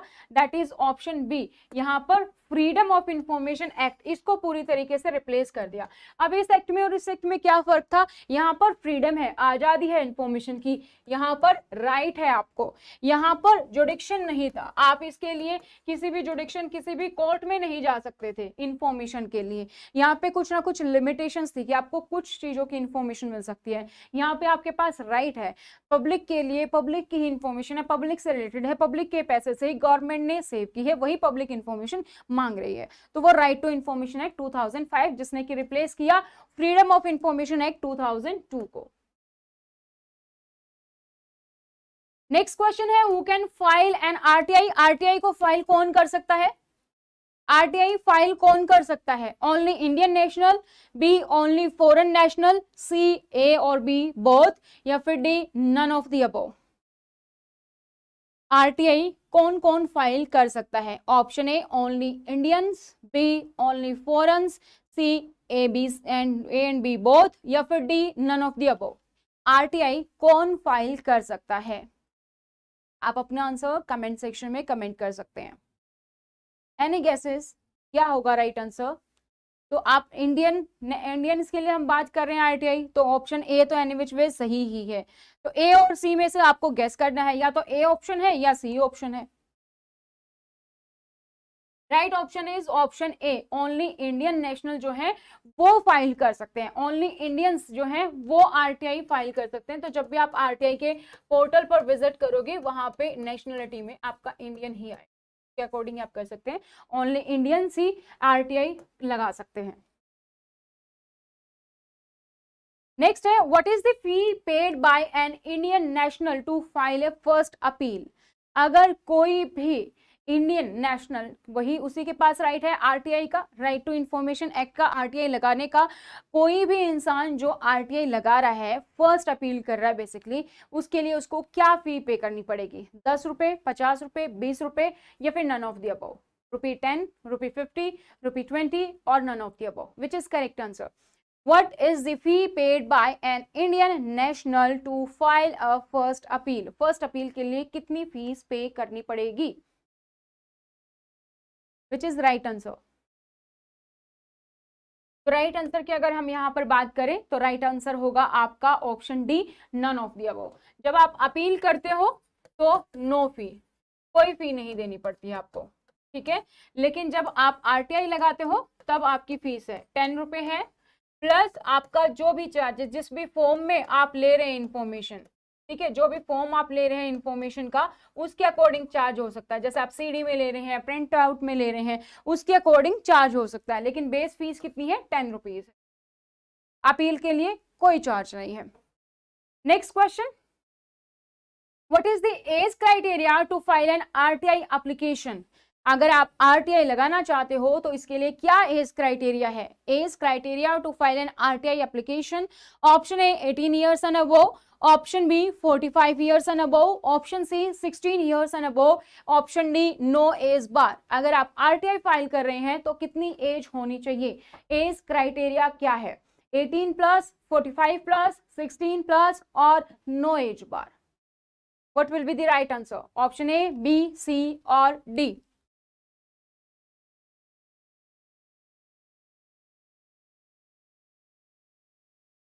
राइट ऑप्शन बी कौन सा होगा? Option D. यहाँ पे एक्ट में हमें कोई एज बार नहीं दिया गया है कि कितनी एज होनी चाहिए जब आप आरटीआई फाइल कर रहे हो, तो नो एज बार। नेक्स्ट क्वेश्चन है हमारा, the preamble to the RTI Act states that informed citizenry and transparency of information is vital to। The preamble जो है हमारी प्रस्तावना है जो आरटीआई एक्ट की, वो स्टेट करती है कि इन्फॉर्म्ड सिटीजनरी और इंफॉर्मेशन में ट्रांसपेरेंसी वाइटल है किसके? Eradicate corruption, promote corruption, contain corruption या फिर मेजर करप्शन। ये तो बहुत ही इजी क्वेश्चन है, इसमें तो बस आपको सोचना है, आपको फैक्ट्स पता है तो आराम से हो जाएगा। इसमें तो कुछ इन्फॉर्मेशन आपने आरटीआई एक्ट पढ़ा भी हो या नहीं भी पढ़ा हो तब भी आप दे सकते हैं कि आरटीआई की प्रस्तावना हमें क्या बोलते हैं। अगर सिटीजन जो इन्फॉर्म्ड रहेंगे और इन्फॉर्मेशन में ट्रांसपेरेंसी आएगी तो करप्शन पे क्या असर पड़ेगा? Eradicate corruption, promote corruption, contain corruption या फिर मेजर करप्शन। क्या होगा इससे? प्रमोट तो कर नहीं सकती क्योंकि इंफॉर्मेशन है हमारे पास, ट्रांसपेरेंट है और सिटीजन के पास पूरी इंफॉर्मेशन है। कंटेन करप्शन भी नहीं होगा, ठीक है, मेजर नहीं, तो ऑप्शन ए, सॉरी हमारे यहाँ पे, ठीक है, ए ऑप्शन आएगा यहाँ पे करेक्ट। नेक्स्ट है हमारा, person who desire to obtain any information under RTI act shall make a request in writing or through electronic means in which language। एक तो आपको यहाँ से क्वेश्चन से क्या पता चल गया, एक इंफॉर्मेशन कि जब भी आप आरटीआई एक्ट पे के थ्रू आप इंफॉर्मेशन के लिए आरटीआई लगाते हैं तो आप उसको रिटन में भी दे सकते हैं और आप उसको इलेक्ट्रॉनिक मीडियम के थ्रू भी दे सकते हैं, ऑनलाइन ऑफलाइन रिटन राइटिंग के थ्रू आप दे सकते हैं। तो कोई भी पर्सन जो कि जिसको कोई इंफॉर्मेशन चाहिए आरटीआई के तहत, वो रिक्वेस्ट करता है या तो राइटिंग में या फिर थ्रू इलेक्ट्रॉनिक मीन्स, तो किस लैंग्वेज में करेगा? English, Hindi, official language of the area in which application is being made या ऑल ऑफ द अबव। देखो हम बात कर रहे हैं आरटीआई इंफॉर्मेशन की, है ना, हम इंफॉर्मेशन की बात कर रहे हैं कि इंफॉर्मेशन होनी चाहिए और ये राइट टू इंफॉर्मेशन है, तो जरूरी नहीं कि पढ़े लिखो को ही होनी चाहिए, सबको होनी चाहिए। तो इंग्लिश में भी होगा, हिंदी में भी होगा और जो भी लैंग्वेज होगी जहां पर भी बोली जाती है, जहां पर एप्लीकेशन आप दे रहे हैं वो लैंग्वेज भी, तो ऑल ऑफ द अबव, तभी तो राइट टू इंफॉर्मेशन सच में सक्सेस होगा। अगर वहां पे हम लैंग्वेज बार लगा देंगे तो लोगों को इंफॉर्मेशन मिल नहीं पाएगी। तो इन्फॉर्मेशन मतलब जो भी लैंग्वेज आपकी है, प्रेफर ऑफिशियल लैंग्वेज है, हिंदी है, इंग्लिश है, किसी भी लैंग्वेज में आप कर सकते हैं, तो option D is correct. Next question है, what is the fee prescribed under RTI 2005 for those person who are below poverty line as may be determined by the appropriate government. क्या फीस है अगर आरटीआई 2005 के तहत कोई below poverty line वाला इंसान जो है आरटीआई लगाना चाहता है, तो अप्रोप्रिएट गवर्नमेंट द्वारा जो डिटरमाइन होती है वो क्या फीस होगी? Option A no fee, B 1 रुपए, 5 रुपए या फिर 2 रुपए। तो 10 रुपए तो हमारी नॉर्मल ही फी है, 10 रुपए हमारी नॉर्मल फीस है जब हम अबव पावर्टी लाइन बोल रहे हैं, लेकिन जो बीपीएल है, बिलो पावर्टी लाइन है, उसके लिए हम कोई फीस नहीं लेते, नो फी, ठीक है, तो ऑप्शन ए इज करेक्ट है, no fee. Next question, what is the normal time limit for disposal of the RTI request from the date of its receipt। एक नॉर्मल जो टाइम लिमिट है, जो कि मैंने आपको फर्स्ट क्वेश्चन के बाद ही करवाया है, वो क्या है? जब भी आरटीआई एक्ट के तहत आरटीआई के लिए रिक्वेस्ट आती है, जिस भी दिन वो रिक्वेस्ट मिलती है, उसके डिस्पोजल के लिए नॉर्मल टाइम लिमिट क्या है? 15 डेज, 20 डेज, 30 डेज या फिर 45 days? Which is the correct answer? 15 days, 20 days, 30 days या फिर 45 डेज? तो आप सभी को आप आंसर बताइए, क्योंकि मैंने ये ऑलरेडी बता दिया है, तो आप कमेंट सेक्शन में कमेंट कर सकते हैं। अगर आप जो है तैयारी कर रहे हैं और अगर आप कोर्सेज ढूंढ रहे हैं कि कहाँ से हम तैयारी करें, कहाँ पर आपको सारा स्टडी मटेरियल मिल जाएगा, कहाँ पर आपके सारे टॉपिक्स वीडियो कवर हो जाएंगे प्लस टेस्ट सीरीज, तो उसके लिए आप डाउनलोड कर सकते हैं हमारी ऐप स्टडी पोर्टल एकेडमी। इसका लिंक आपको एंड्रॉयड और आईफोन दोनों के लिए जो है डिस्क्रिप्शन बॉक्स में मिल जाएगा। तो एम्स का जो सीआरई है उसका रिकॉर्डेड बैच भी अवेलेबल है, साथ ही टेस्ट सीरीज भी अवेलेबल है। और आज रिपब्लिक डे है, तो आज जो ऑफर ऑफर चल रहा है वो आपको यहाँ पर 500 रुपये का डिस्काउंट ऑफर है अगर आप रिकॉर्डेड कोर्स परचेज करते हैं, जिसमें आपका सारा सिलेबस डोमेन स्पेसिफिक का जो कवर है, general administration, CCS rule, FR SR, basic computer, और इसके साथ साथ जो है आपकी टेस्ट सीरीज उसमें कवर है जो कि बाइलिंगुअल है। और अगर आप चाहते हैं कि मुझे सिर्फ टेस्ट सीरीज परचेज करनी है, वो भी आप परचेज कर सकते हैं। इस पे 300 रुपये का डिस्काउंट कूपन है। आप ऐप पर जाएंगे, जब आप परचेज करेंगे कूपन कोड आप लगा सकते हैं। यह आज के लिए वैलिड है, रिपब्लिक डे के लिए। C will be correct here. Next question, which section of RTI Act 2005 prescribe exemption from disclosure of information? मैंने आपको स्टार्टिंग में बताया कि हमारे पास दो क्लोज हैं, एक हमें बताता है कि कौन सी इंफॉर्मेशन शेयर नहीं करनी है, एक हमें बताता है कि कौन सी ऑर्गेनाइजेशन की इंफॉर्मेशन शेयर नहीं करनी है। गुड मॉर्निंग खुशबू। तो ऐसा कौन सा सेक्शन है हमारा आरटीआई 2005 के तहत जो कि इंफॉर्मेशन को डिस्क्लोज करने से एग्जेम्पशन प्रोवाइड करता है? 8, 7, 6, 5। आपको सभी सेक्शन याद करने की जरूरत नहीं होती, लेकिन जो इंपॉर्टेंट सेक्शन है वो आपको पता होना चाहिए। तो ये हमारा एक इंपॉर्टेंट है कि exemption from disclosure of information कौन से सेक्शन में बताया गया है, 5, 6, 7 या 8, 5, 6, 7 या 8, कौन से सेक्शन में है जहां पर हमें आरटीआई एक्ट बताता है कि एग्जेम्पशन होगा? And the right option is option C will be the right answer. Option A है, सेक्शन 8 में है ये। ऑप्शन ए सेक्शन 8 में है जिसमें बताया गया है exemption from disclosure of information. Now comes to next question. If the information sought under RTI Act 2005 concern the life or liberty of a person, the same shall be provided within. अगर information जो भी दी जा रही है under RTI Act concern the life और liberty of a person, अगर किसी life और लिबर्टी ऑफ ए पर्सन से कंसर्न है तो उसकी जो टाइम लिमिट है वो 30 डेज नहीं रहती, वो कम होती है। तो वो टाइम लिमिट आपको बतानी है कि कितना है, 24 आवर्स, 48 आवर्स, 5 डेज या 10 डेज। जैसे नॉर्मल कंडीशन में आपको रिक्वेस्ट मिली तो 30 डेज में आपको रिप्लाई मिलेगा, लेकिन इन केस ऑफ लाइफ और लिबर्टी ऑफ ए पर्सन, इससे अगर कोई इंफॉर्मेशन कंसर्न है तो वहां पे टाइमलाइन अलग होती है। तो वो आपको बतानी है कितनी है, A, B, C या D, 24 आवर्स, 48 आवर्स, 5 डेज या फिर 10 days. Right option will be B, 48 hours होती है अगर कंसर्न है लाइफ और लिबर्टी ऑफ ए पर्सन से। नेक्स्ट है, where a request has been rejected under RTI 2005, the CPIO shall communicate to the person making the request। जब भी request reject कर दी जाती है आरटीआई एक्ट के तहत, ठीक है, गुड, या 48 आवर्स वाज करेक्ट। तो where a request has been rejected under RTI act, तो जब भी रिक्वेस्ट को रिजेक्ट कर दिया जाता है आरटीआई एक्ट के तहत, तो जो CPIO है, ठीक है, CPIO central public information officer shall communicate to the person making the request. तो इन्फॉर्मेशन तो देनी है पर्सन को, क्योंकि पर्सन ने तो आरटीआई लगाई है, ही और she will be waiting for the answer. तो इन्फॉर्मेशन की वेट कर रहे हैं, लेकिन वो इन्फॉर्मेशन नहीं दी जा सकती, रिजेक्ट किया गया है, तो वो रिप्लाई करना होता है। तो उसमें क्या रिप्लाई करेगा? First, the reason of such rejection, क्यों रिजेक्ट किया गया है उसका रीजन।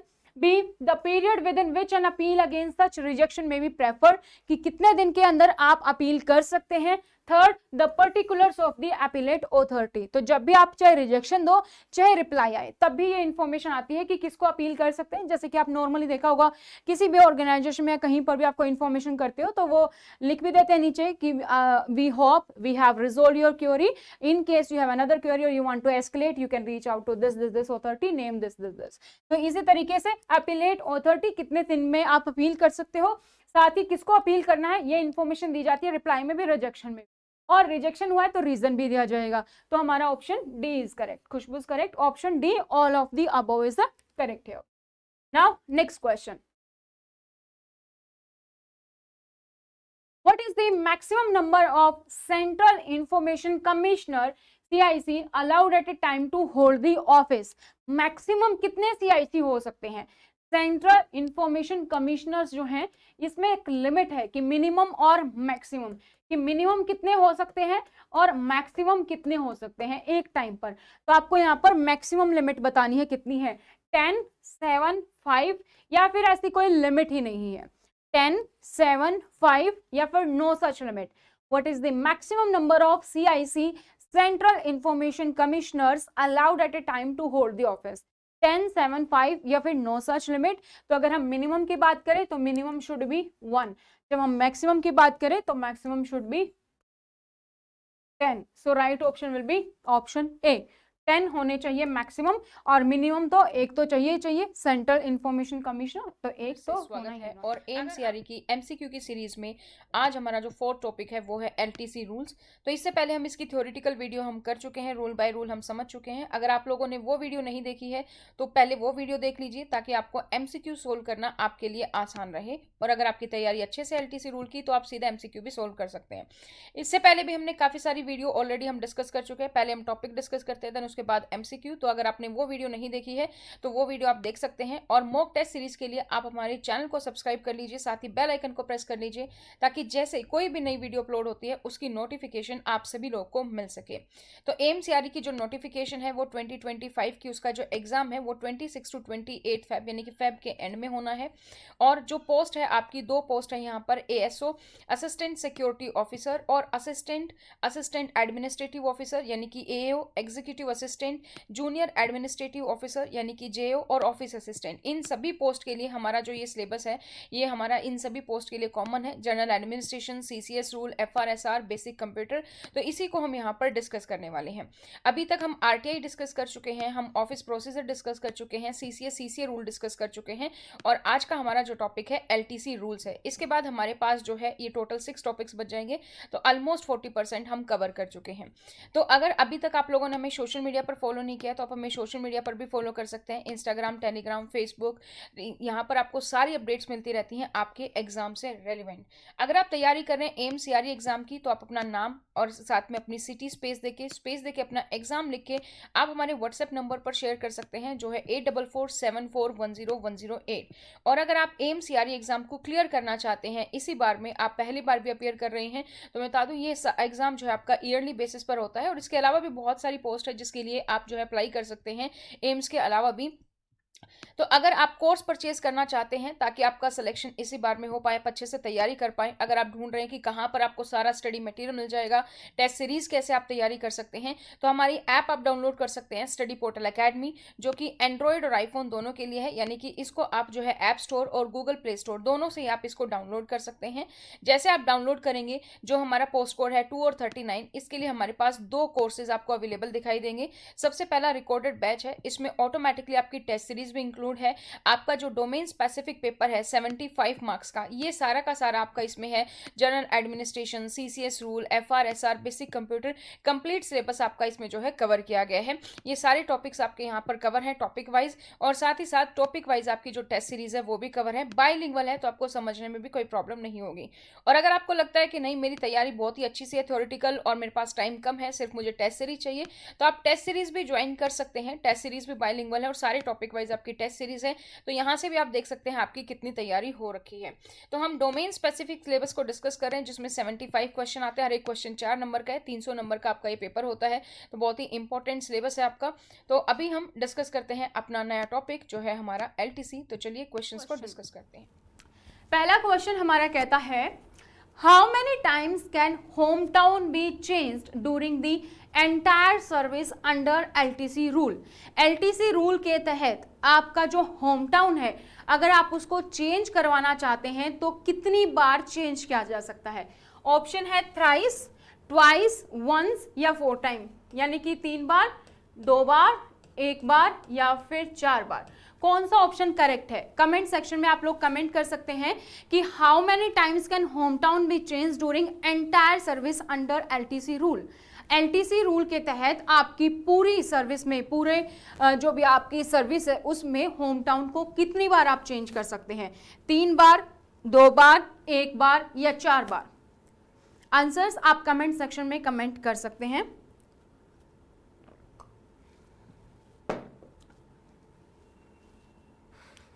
सोचिए और कमेंट कीजिए कि क्या होगा आंसर, 3, 2, 1 या फिर 4।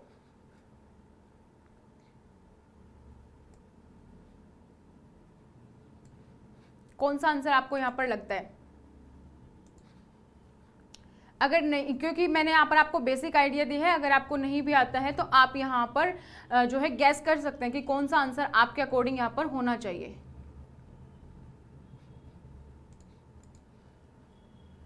तो यहाँ पर जो राइट आंसर होगा वो होगा दोस्तों वंस। आप होम टाउन एलटीसी को अपने पूरे करियर में सिर्फ एक बार ही चेंज कर सकते हैं, वंस आप चेंज कर सकते हैं होम टाउन को।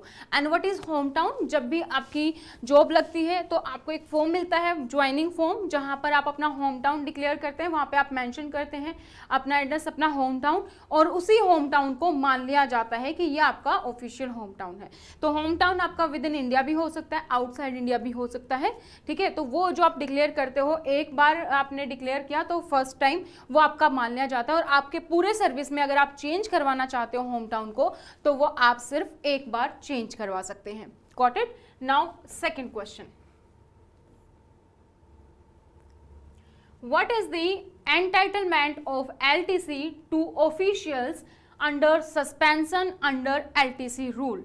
अगर कोई एम्प्लॉय है जो कि सस्पेंड है, अब एलटीसी रूल के तहत उसको एलटीसी मिलेगा या नहीं मिलेगा, ये आपको बताना है।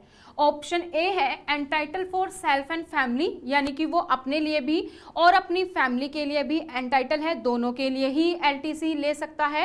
एंड सेकंड है एंटाइटल्ड फॉर सेल्फ ओनली, या सिर्फ उसको मिलेगा, उसकी फैमिली को यहाँ पर एलटीसी नहीं मिलेगा। थर्ड है एंटाइटल फॉर फैमिली ओनली, वो सिर्फ फैमिली के लिए ले सकता है। या डी नॉट एंटाइटल, कौन सा ऑप्शन लगता है आपको यहाँ पर करेक्ट है? Suspension is a temporary discontinuation from a service, it's not a punishment or any disciplinary action, ठीक है। तो वो सोच समझ के देना। सस्पेंशन का मतलब है कि वो कुछ टाइम के लिए उसको अपनी सर्विस से रोक दिया गया, डिसकंटिन्यू कर दिया गया, लेकिन यहाँ पे इसको कोई पनिशमेंट या कोई ऐसा कुछ नहीं है, डिसिप्लिनरी एक्शन नहीं है। सस्पेंशन का मतलब है कुछ टाइम के लिए, टेम्पररी डिसकंटिन्यूएशन फ्रॉम सर्विस। तो उसको यहाँ पे, क्योंकि एलटीसी में सेल्फ कवर होता है प्लस फैमिली कवर होती है, राइट? तो जो सस्पेंशन होगा उस टाइम पे सिर्फ उसको नहीं मिलेगा एलटीसी, लेकिन उसकी फैमिली को मिलता है, क्योंकि ये फैमिली का भी बेनिफिट है। जो सस्पेंशन हुआ है जिस भी कारण से, वो एम्प्लॉय हुआ, लेकिन उसकी फैमिली को यहाँ पे सफर नहीं होना पड़ेगा, तो फैमिली का एलटीसी मिलेगा। Third option is right here. Next question, next question है how will the LTC entitlement be regulated in case of a government servant who resign within 8 years of appointment and joins another post in government after technical resignation? जैसा कि हमने देखा कि fresh recruit में क्या होता है, 8 साल का ब्लॉक होता है एलटीसी अप्लाई करने के लिए। तो क्वेश्चन ये कहता है कि अगर कोई 8 साल का, जो क्योंकि फ्रेश रिक्रूटमेंट है और वो 8 साल पहले अपनी सर्विस से रिजाइन कर दे और किसी दूसरी जगह पर ज्वाइन कर ले, तो उस केस में क्या होगा, क्या अप्लाई होगा, एलटीसी का जो रूल होगा वो उसके लिए क्या रहेगा? ऑप्शन ए कहता है LTC not entitled, not admissible on technical resignation, उसको मिलेगा ही नहीं। सेकंड कहता है LTC entitle will start afresh in the new department. मान लीजिए उसने 4 साल जॉब की और 4 साल के बाद उसने रिजाइन दे दिया, लेकिन हमारा फ्रेश रिक्रूट के लिए ब्लॉक है 8 ईयर का, तो वो 4 साल के बाद अगर किसी दूसरी जगह पर, मान लीजिए बी जगह पर कोई पोस्ट करता है, तो क्या उसको फिर से 8 साल का ब्लॉक मिलेगा एलटीसी का? सेकेंड का मतलब ये है कि स्टार्ट अफ्रेश होगा। थर्ड है at the discretionary power of the competent authority, ये डिपेंड करता है कॉम्पिटेंट अथॉरिटी की पावर पे कि वो उसको देगा एलटीसी या नहीं देगा। एंड फोर्थ है will be treated as a fresh recruit until completion of 8 years from the initial appointment of LTC entitled। और फोर्थ हमारा ऑप्शन कहता है कि जो फ्रेश रिक्रूट है वही माना जाएगा जब तक कि उसने जो पहली बार इनिशियल अपॉइंटमेंट हुआ था एलटीसी एंटाइटल के लिए, तब से 8 साल काउंट होंगे, चाहे वो रेजिग्नेशन दे या एक ही कंपनी में 8 साल बिताए। तो कौन सा ऑप्शन आपको यहाँ पे करेक्ट लगता है? मैंने बेसिक आइडिया दे दिया है, अगर आप वीडियो की स्टार्टिंग में जुड़े थे तो आपको इसका आंसर बिल्कुल सही से आप दे सकते हैं, हम पहले ही डिस्कस कर चुके हैं। तो इसका आंसर के लिए आप कमेंट सेक्शन में कमेंट करें कौन सा ऑप्शन आपको यहां पर लगता है। अगर 8 साल का पीरियड है फ्रेश रिक्रूट के लिए और वो बीच में ही रिजाइन कर दे, तो दूसरी कंपनी में जब वो ज्वाइन करता है तो क्या होगा? इसका राइट ऑप्शन होगा ऑप्शन डी। अगर कोई फ्रेश रिक्रूट है, क्योंकि फ्रेश रिक्रूट के केस में हमारे पास 8 ईयर का ब्लॉक है, 8 ईयर्स का ब्लॉक होता है, फर्स्ट 4 ईयर और फिर सेकंड 4 ईयर का ब्लॉक, जिसमें इसकी उसको पहले 3 साल होम टाउन, फिर एक ऑल इंडिया, फिर 3 साल होम टाउन, फिर ऑल इंडिया मिलता है। अगर कोई भी एम्प्लॉय इन बिटवीन 2 साल बाद, 3 साल बाद, 5 या 7 साल बाद कभी भी रेजिग्नेशन भी दे देता है तो भी उसका जो इनिशियल एलटीसी एंटाइटल हुआ था, इनिशियल जो अपॉइंटमेंट थी, उससे लगातार 8 साल वो फ्रेश रिक्रूट के एलटीसी ही माने जाएंगे। तो डी ऑप्शन आपका यहाँ पर करेक्ट है। तो ये जो 8 ईयर का ब्लॉक है वो इररिस्पेक्टिव ऑफ है कि वो एक ही कंपनी में काम कर रहा है या मल्टीपल में काम कर रहा है रेजिग्नेशन दे देके, तो वो उस पर डिपेंड नहीं करता है। तो यहाँ पे सिर्फ एक ही कंडीशन यहाँ पर रहेगी कि उसका 8 ईयर का ब्लॉक पहले कंप्लीट होगा, फिर उसको एलटीसी मिलेगी, चाहे वो 8 ईयर उसने एक ही कंपनी में किए हैं या फिर दूसरी कंपनीज में किए हैं। नेक्स्ट क्वेश्चन कहता है what is the minimum service required to avail of the LTC facility. अगर आप एलटीसी की फैसिलिटी लेना चाहते हैं तो क्या एलिजिबिलिटी कंडीशन है आपकी सर्विस को लेकर, कितने साल आपने कम से कम काम किया हो। Option A 3 years of continuous service, 3 साल आपकी कंटिन्यूस सर्विस हो कम से कम। सेकंड है 2 इयर्स की जो आपकी कंटिन्यूस सर्विस हो वो हो। थर्ड ऑप्शन है 1 ईयर यानी कि 1 साल की आपने कंटिन्यूस सर्विस दी हो, या फिर डी 5 इयर्स कंटिन्यूस सर्विस। कौन सा ऑप्शन आपको करेक्ट लगता है। एलटीसी के अगर आपने एलिजिबिलिटी रूल्स पढ़े हैं तो वहां पे सबसे पहले यही है कि कितने टाइम की कंटिन्यूस सर्विस होनी चाहिए एलिजिबिलिटी वाले पार्ट में। तो क्या होगा यहाँ पर, कितने साल की आपकी कंटिन्यूस सर्विस होनी चाहिए कि आप एलटीसी ले सकते हो। ये हमने पहले स्टार्टिंग में डिस्कस किया है मैंने अभी, जब मैंने आपको फ्रेश रिक्रूट का एग्जांपल दिया वहाँ पे भी मैंने आपको बताया कि कितने साल की सर्विस होनी चाहिए। तो right answer will be first 1 year की। 1 ईयर की आपकी कंटिन्यूस सर्विस होगी तो उसके बाद आप जो है एलटीसी के लिए अप्लाई कर सकते हैं। फ्रेश रिक्रूट में मैंने आपको एग्जांपल दिया था, अगर कोई 31 2020 को अगर किसी ने ज्वाइन किया तो 30 दिसंबर 2021 तक उसका 1 साल पूरा हो जाएगा, तो उसको एक ही दिन मिलता है अपने 2021 में एलटीसी को क्लेम करने के लिए।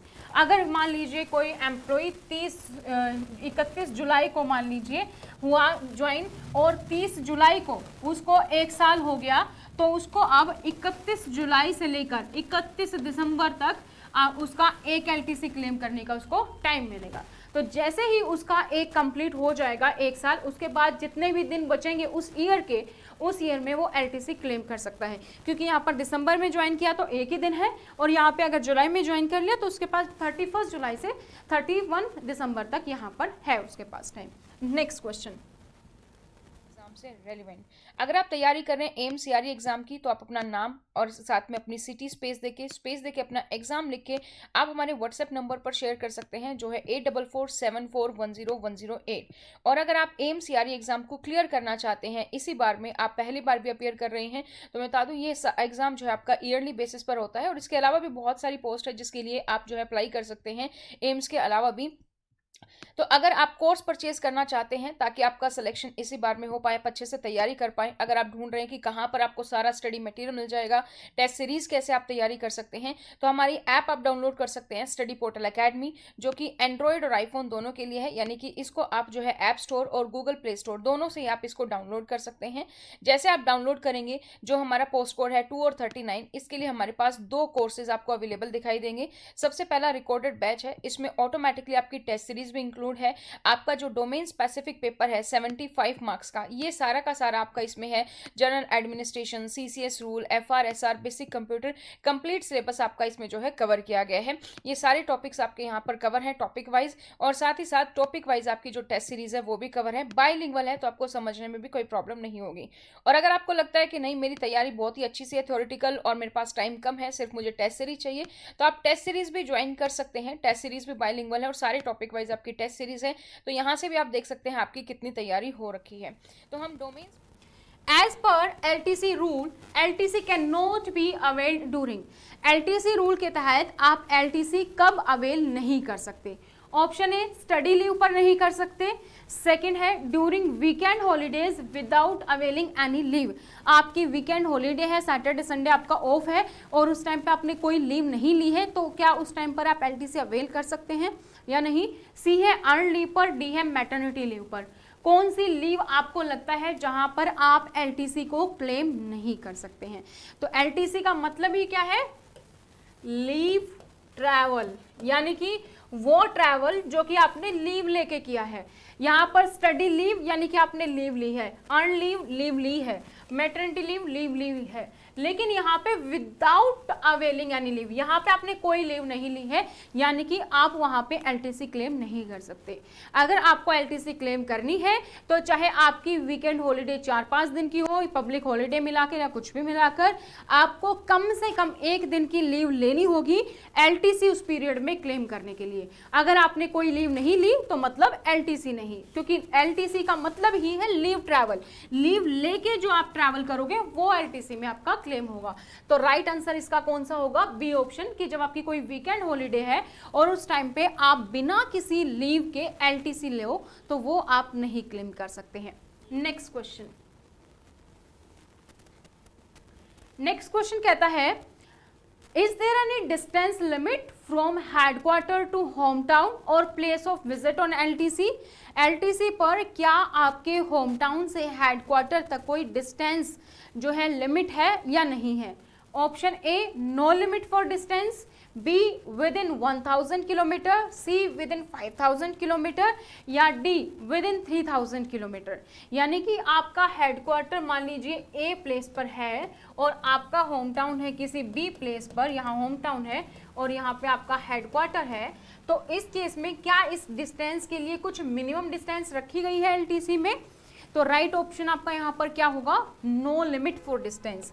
आपकी कोई लिमिट यहाँ पर नहीं रखी गई है। आपका होम टाउन कहीं पर भी हो तो उसके अकॉर्डिंग जो भी डिस्टेंस होगी उसके अकॉर्डिंग आपको एलटीसी मिलता है।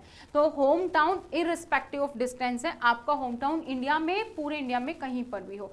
अगर आउटसाइड इंडिया है तो आपको इंडिया का जो भी लास्ट होगा, अगर आप जैसे रेल से जा रहे हैं तो रेलवे स्टेशन, एयरपोर्ट से जा रहे हैं तो आपका एयर, और बाय शिप और स्टीमर जा रहे हैं तो वहाँ तक जो भी आपका लास्ट पॉइंट होगा इंडिया में, लास्ट बाउंड्री, तो वहाँ तक का आपको एलटीसी मिलता है। ठीक है, तो यहाँ पे राइट ऑप्शन कौन सा होगा? A, no limit for distance. Next question, what is the minimum balance of EL to be availed at the credit of an employee after deducting the period of encashment as well as leave while LTC?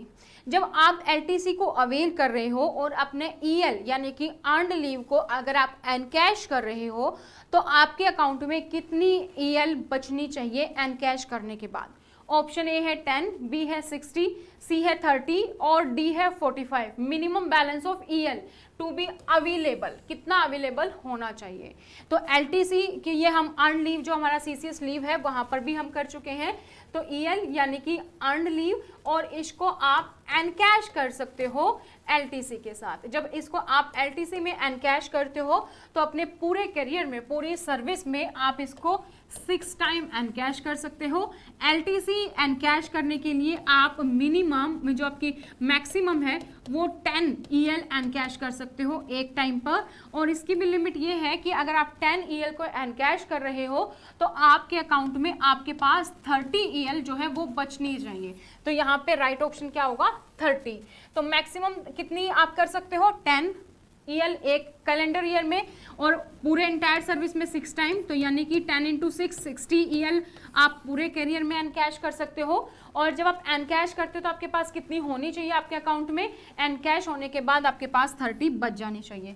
अगर आपके पास 40 EL है तो भी आप 10 encash कर सकते हो, और अगर आपके पास 50 है तो भी आप 10 ही एनकैश कर सकते हो। सपोज अगर आपके पास 35 है तो आप यहाँ पे सिर्फ 5 ही एनकैश कर पाओगे, क्योंकि लिमिट आपकी कितनी है कि 30 आपके अकाउंट में होनी ही चाहिए जब आप एनकैश कर रहे हो। नेक्स्ट क्वेश्चन, नेक्स्ट क्वेश्चन है, as per LTC rule advance for LTC if not performed should be refunded in. आप जब एलटीसी के लिए अप्लाई करते हो तो उस टाइम पे आप एडवांस ले सकते हो। तो अगर आपने एलटीसी के लिए एडवांस लिया और उस टाइम पे आपने अपनी टिकट बुक नहीं करवा के दी, या आप गए ही नहीं उस टाइम पे एडवांस लेने के बाद, तो आपकी अमाउंट को आपको रिफंड करना होता है। तो जो ये आप रिफंड करोगे तो ये आपको कितना रिफंड करना होता है या कैसे रिफंड करना होता है वो क्वेश्चन है।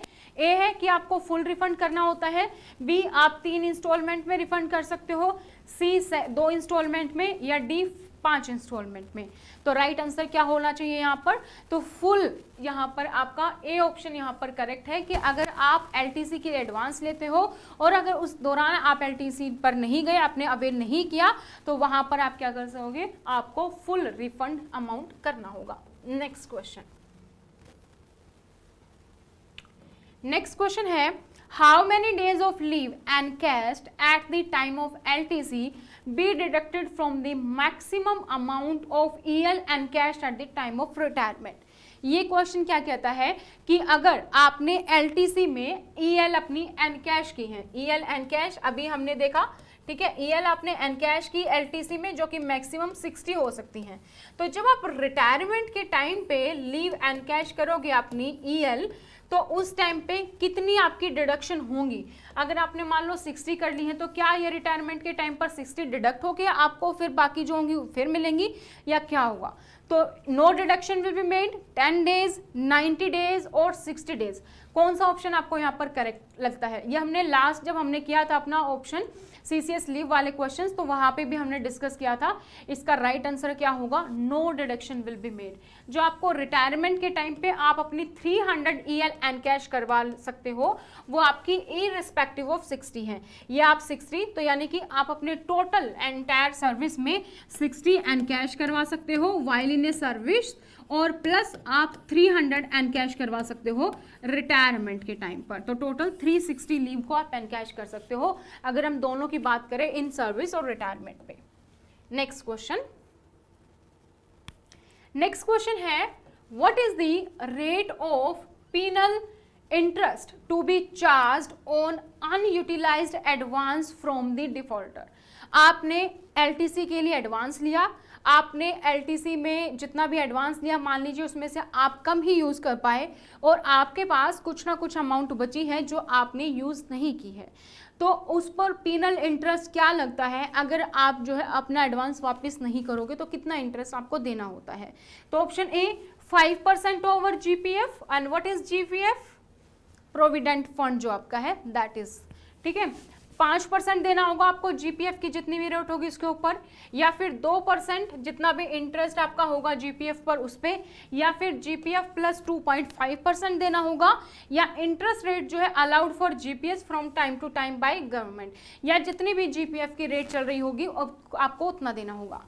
तो अगर आप बाय चांस एडवांस लेते हैं और अनयूटिलाइज्ड आपके पास बचता है, आप डिफॉल्टर हैं, आपने नहीं दिया है वो वापस, तो उस केस में आपको इंटरेस्ट पे करना होता है, आप पर पेनल्टी लगाई जाती है, and that is 2% over GPF interest. तो उस टाइम पर जितना भी प्रोविडेंट फंड में आपको इंटरेस्ट मिल रहा होगा, जो भी रेट उस टाइम पे चल रही होगी, उसमें आप +2 कर देंगे। जैसे मान लीजिए 8 है तो 8 में आप 2 कर देंगे तो आपको 10% इंटरेस्ट देना होगा, ठीक है। तो यहाँ पर B option is correct. Next question, से रेलिवेंट, अगर आप तैयारी कर रहे हैं एम्स CRE एग्जाम की, तो आप अपना नाम और साथ में अपनी सिटी स्पेस देके अपना एग्जाम लिख के आप हमारे व्हाट्सएप नंबर पर शेयर कर सकते हैं, जो है 8447410108। और अगर आप एम्स CRE एग्जाम को क्लियर करना चाहते हैं, इसी बार में आप पहली बार भी अपियर कर रहे हैं, तो मैं बता दूं ये एग्जाम जो है आपका ईयरली बेसिस पर होता है, और इसके अलावा भी बहुत सारी पोस्ट है जिसके लिए आप जो है अप्लाई कर सकते हैं एम्स के अलावा भी।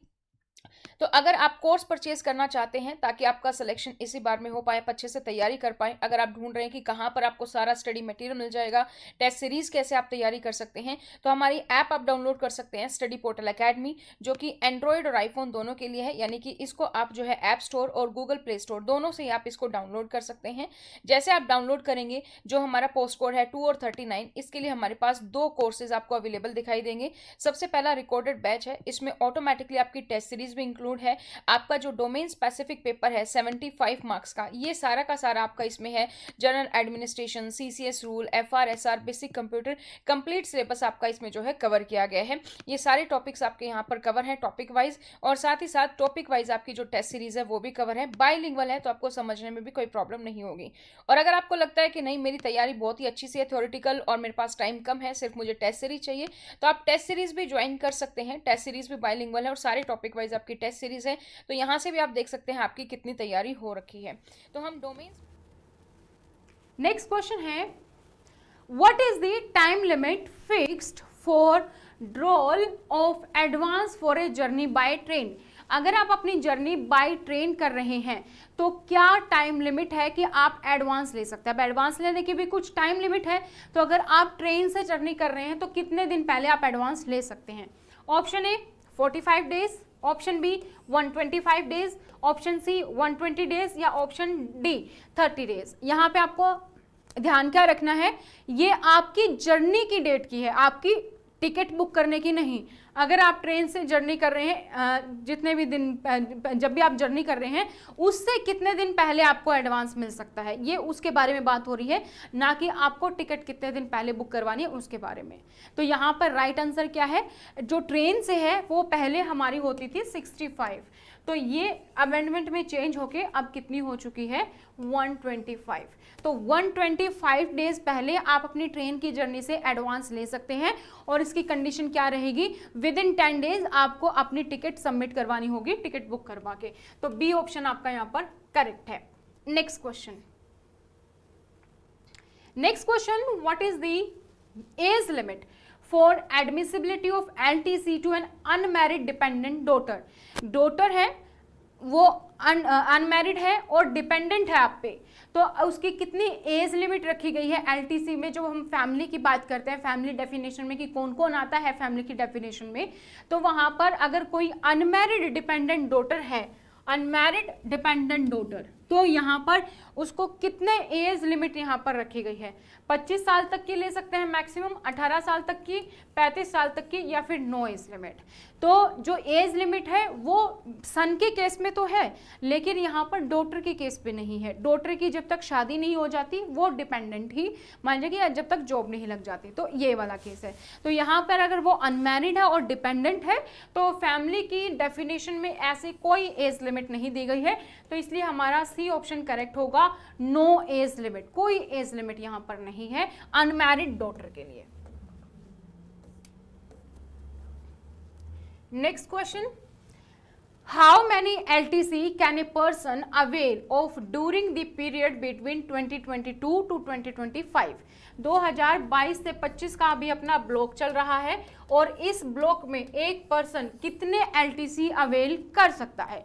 सबसे पहले ही क्वेश्चन शुरू करने से पहले हमने जो बेसिक डिस्कस किया था उसी में था, तो 2022 से 25 का जो हमारा ब्लॉक होता है 4 साल का, उसको हम 2-2 साल के ब्लॉक में डिवाइड कर लेते हैं, जिसमें से एक में हम होम टाउन और एक में हम ऑल इंडिया लेते हैं। तो कितने कंसेशन हमने लिया, एक होम टाउन एक ऑल इंडिया LTC। तो यहाँ पे राइट ऑप्शन क्या होगा, 2 कंसेशन। 2 कंसेशन में एक आपका हो गया home town LTC and second is all India LTC।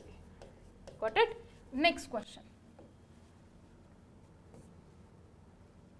Next question कहता है, what is the entitlement of LTC to home town to unmarried government servant under LTC rule. अगर होम टाउन LTC है unmarried government servant के लिए under LTC rule, तो वो कितनी बार home town claim कर सकता है। तो जब हम बात करते हैं अनमैरिड गवर्नमेंट सर्वेंट की, तो उसके पास ऑप्शन होता है या तो वो all India plus all home town ले, अगर वो ऑल इंडिया LTC नहीं लेना चाहता तो वो हर साल एवरी ईयर अपना होम टाउन LTC ले सकता है। अगर वो एवरी ईयर अपना होम टाउन LTC लेगा तो इसमें क्या होगा कि जैसे अगर आपने 2022 से 2025 तक का आपका LTC पीरियड है, इस पीरियड में मान लीजिए आपने कोई LTC ली ही नहीं, तो आपको यहाँ पे 1 साल का ग्रेस पीरियड मिलता है, यानी कि आप 2026 में अपना LTC ले सकते हो, ग्रेस पीरियड मिलता है। लेकिन अगर कोई अनमैरिड गवर्नमेंट सर्वेंट है और वो बोलता है कि मुझे हर साल होम टाउन LTC लेना है, ऑल इंडिया LTC नहीं लेना है, तो यहाँ पे उसके 2 जो है एक तरीके से 2 बेनिफिट उसको नहीं मिलते। सबसे पहले तो अगर वो होम टाउन लेना है तो वो हर साल ही होम टाउन लेगा, ऑल इंडिया LTC उसको नहीं मिलेगा। ठीक है, बेनिफिट क्या हो जाएगा, यहाँ पे उसको 2 ब्लॉक के 2 मिल रहे थे, एक बार होम टाउन एक ऑल इंडिया, लेकिन यहाँ पे उसको 4 मिल रहे हैं, चारों साल वो ऑल इंडिया मतलब होम टाउन अपने जा सकता है।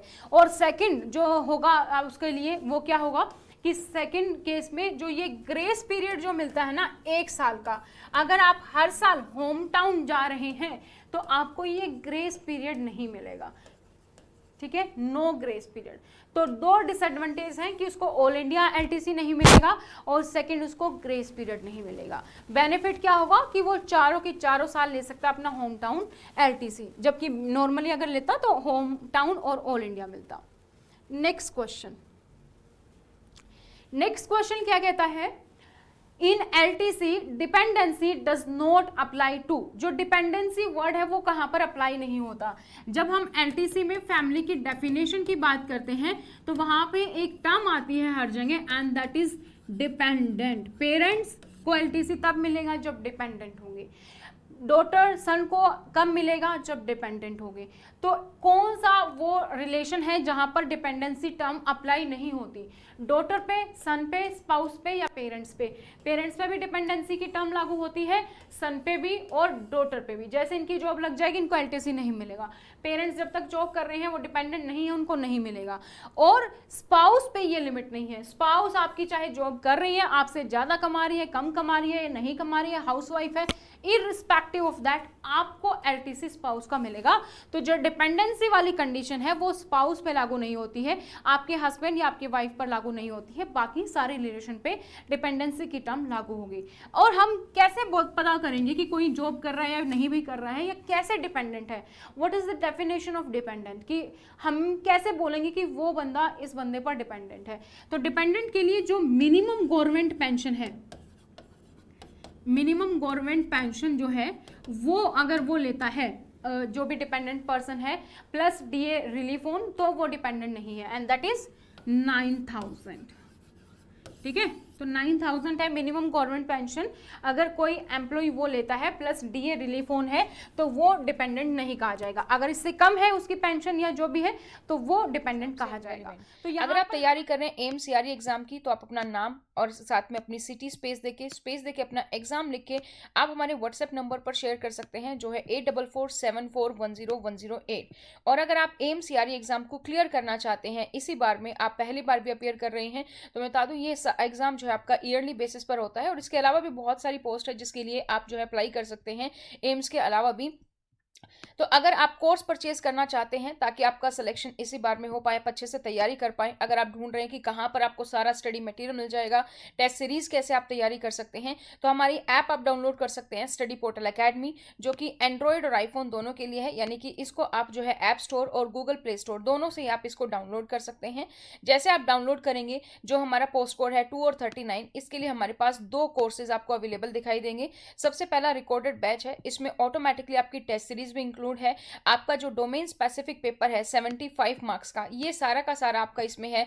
General administration, CCS rule, FRSR, basic computer, complete syllabus आपका इसमें जो है कवर किया गया है। ये सारे टॉपिक्स आपके यहाँ पर कवर है टॉपिक वाइज, और साथ ही साथ टॉपिक वाइज आपकी जो टेस्ट सीरीज है वो भी कवर है। बाइलिंगुअल है तो आपको समझने में भी कोई प्रॉब्लम नहीं होगी। और अगर आपको लगता है कि नहीं मेरी तैयारी बहुत ही अच्छी सी है थ्योरेटिकल और मेरे पास टाइम कम है, सिर्फ मुझे टेस्ट सीरीज चाहिए, तो आप टेस्ट सीरीज भी ज्वाइन कर सकते हैं। टेस्ट सीरीज भी बाइलिंगुअल है और सारे टॉपिक वाइज आपकी टेस्ट सीरीज है, तो यहाँ से भी आप देख सकते हैं आपकी कितनी तैयारी हो रखी है। तो हम डोमेन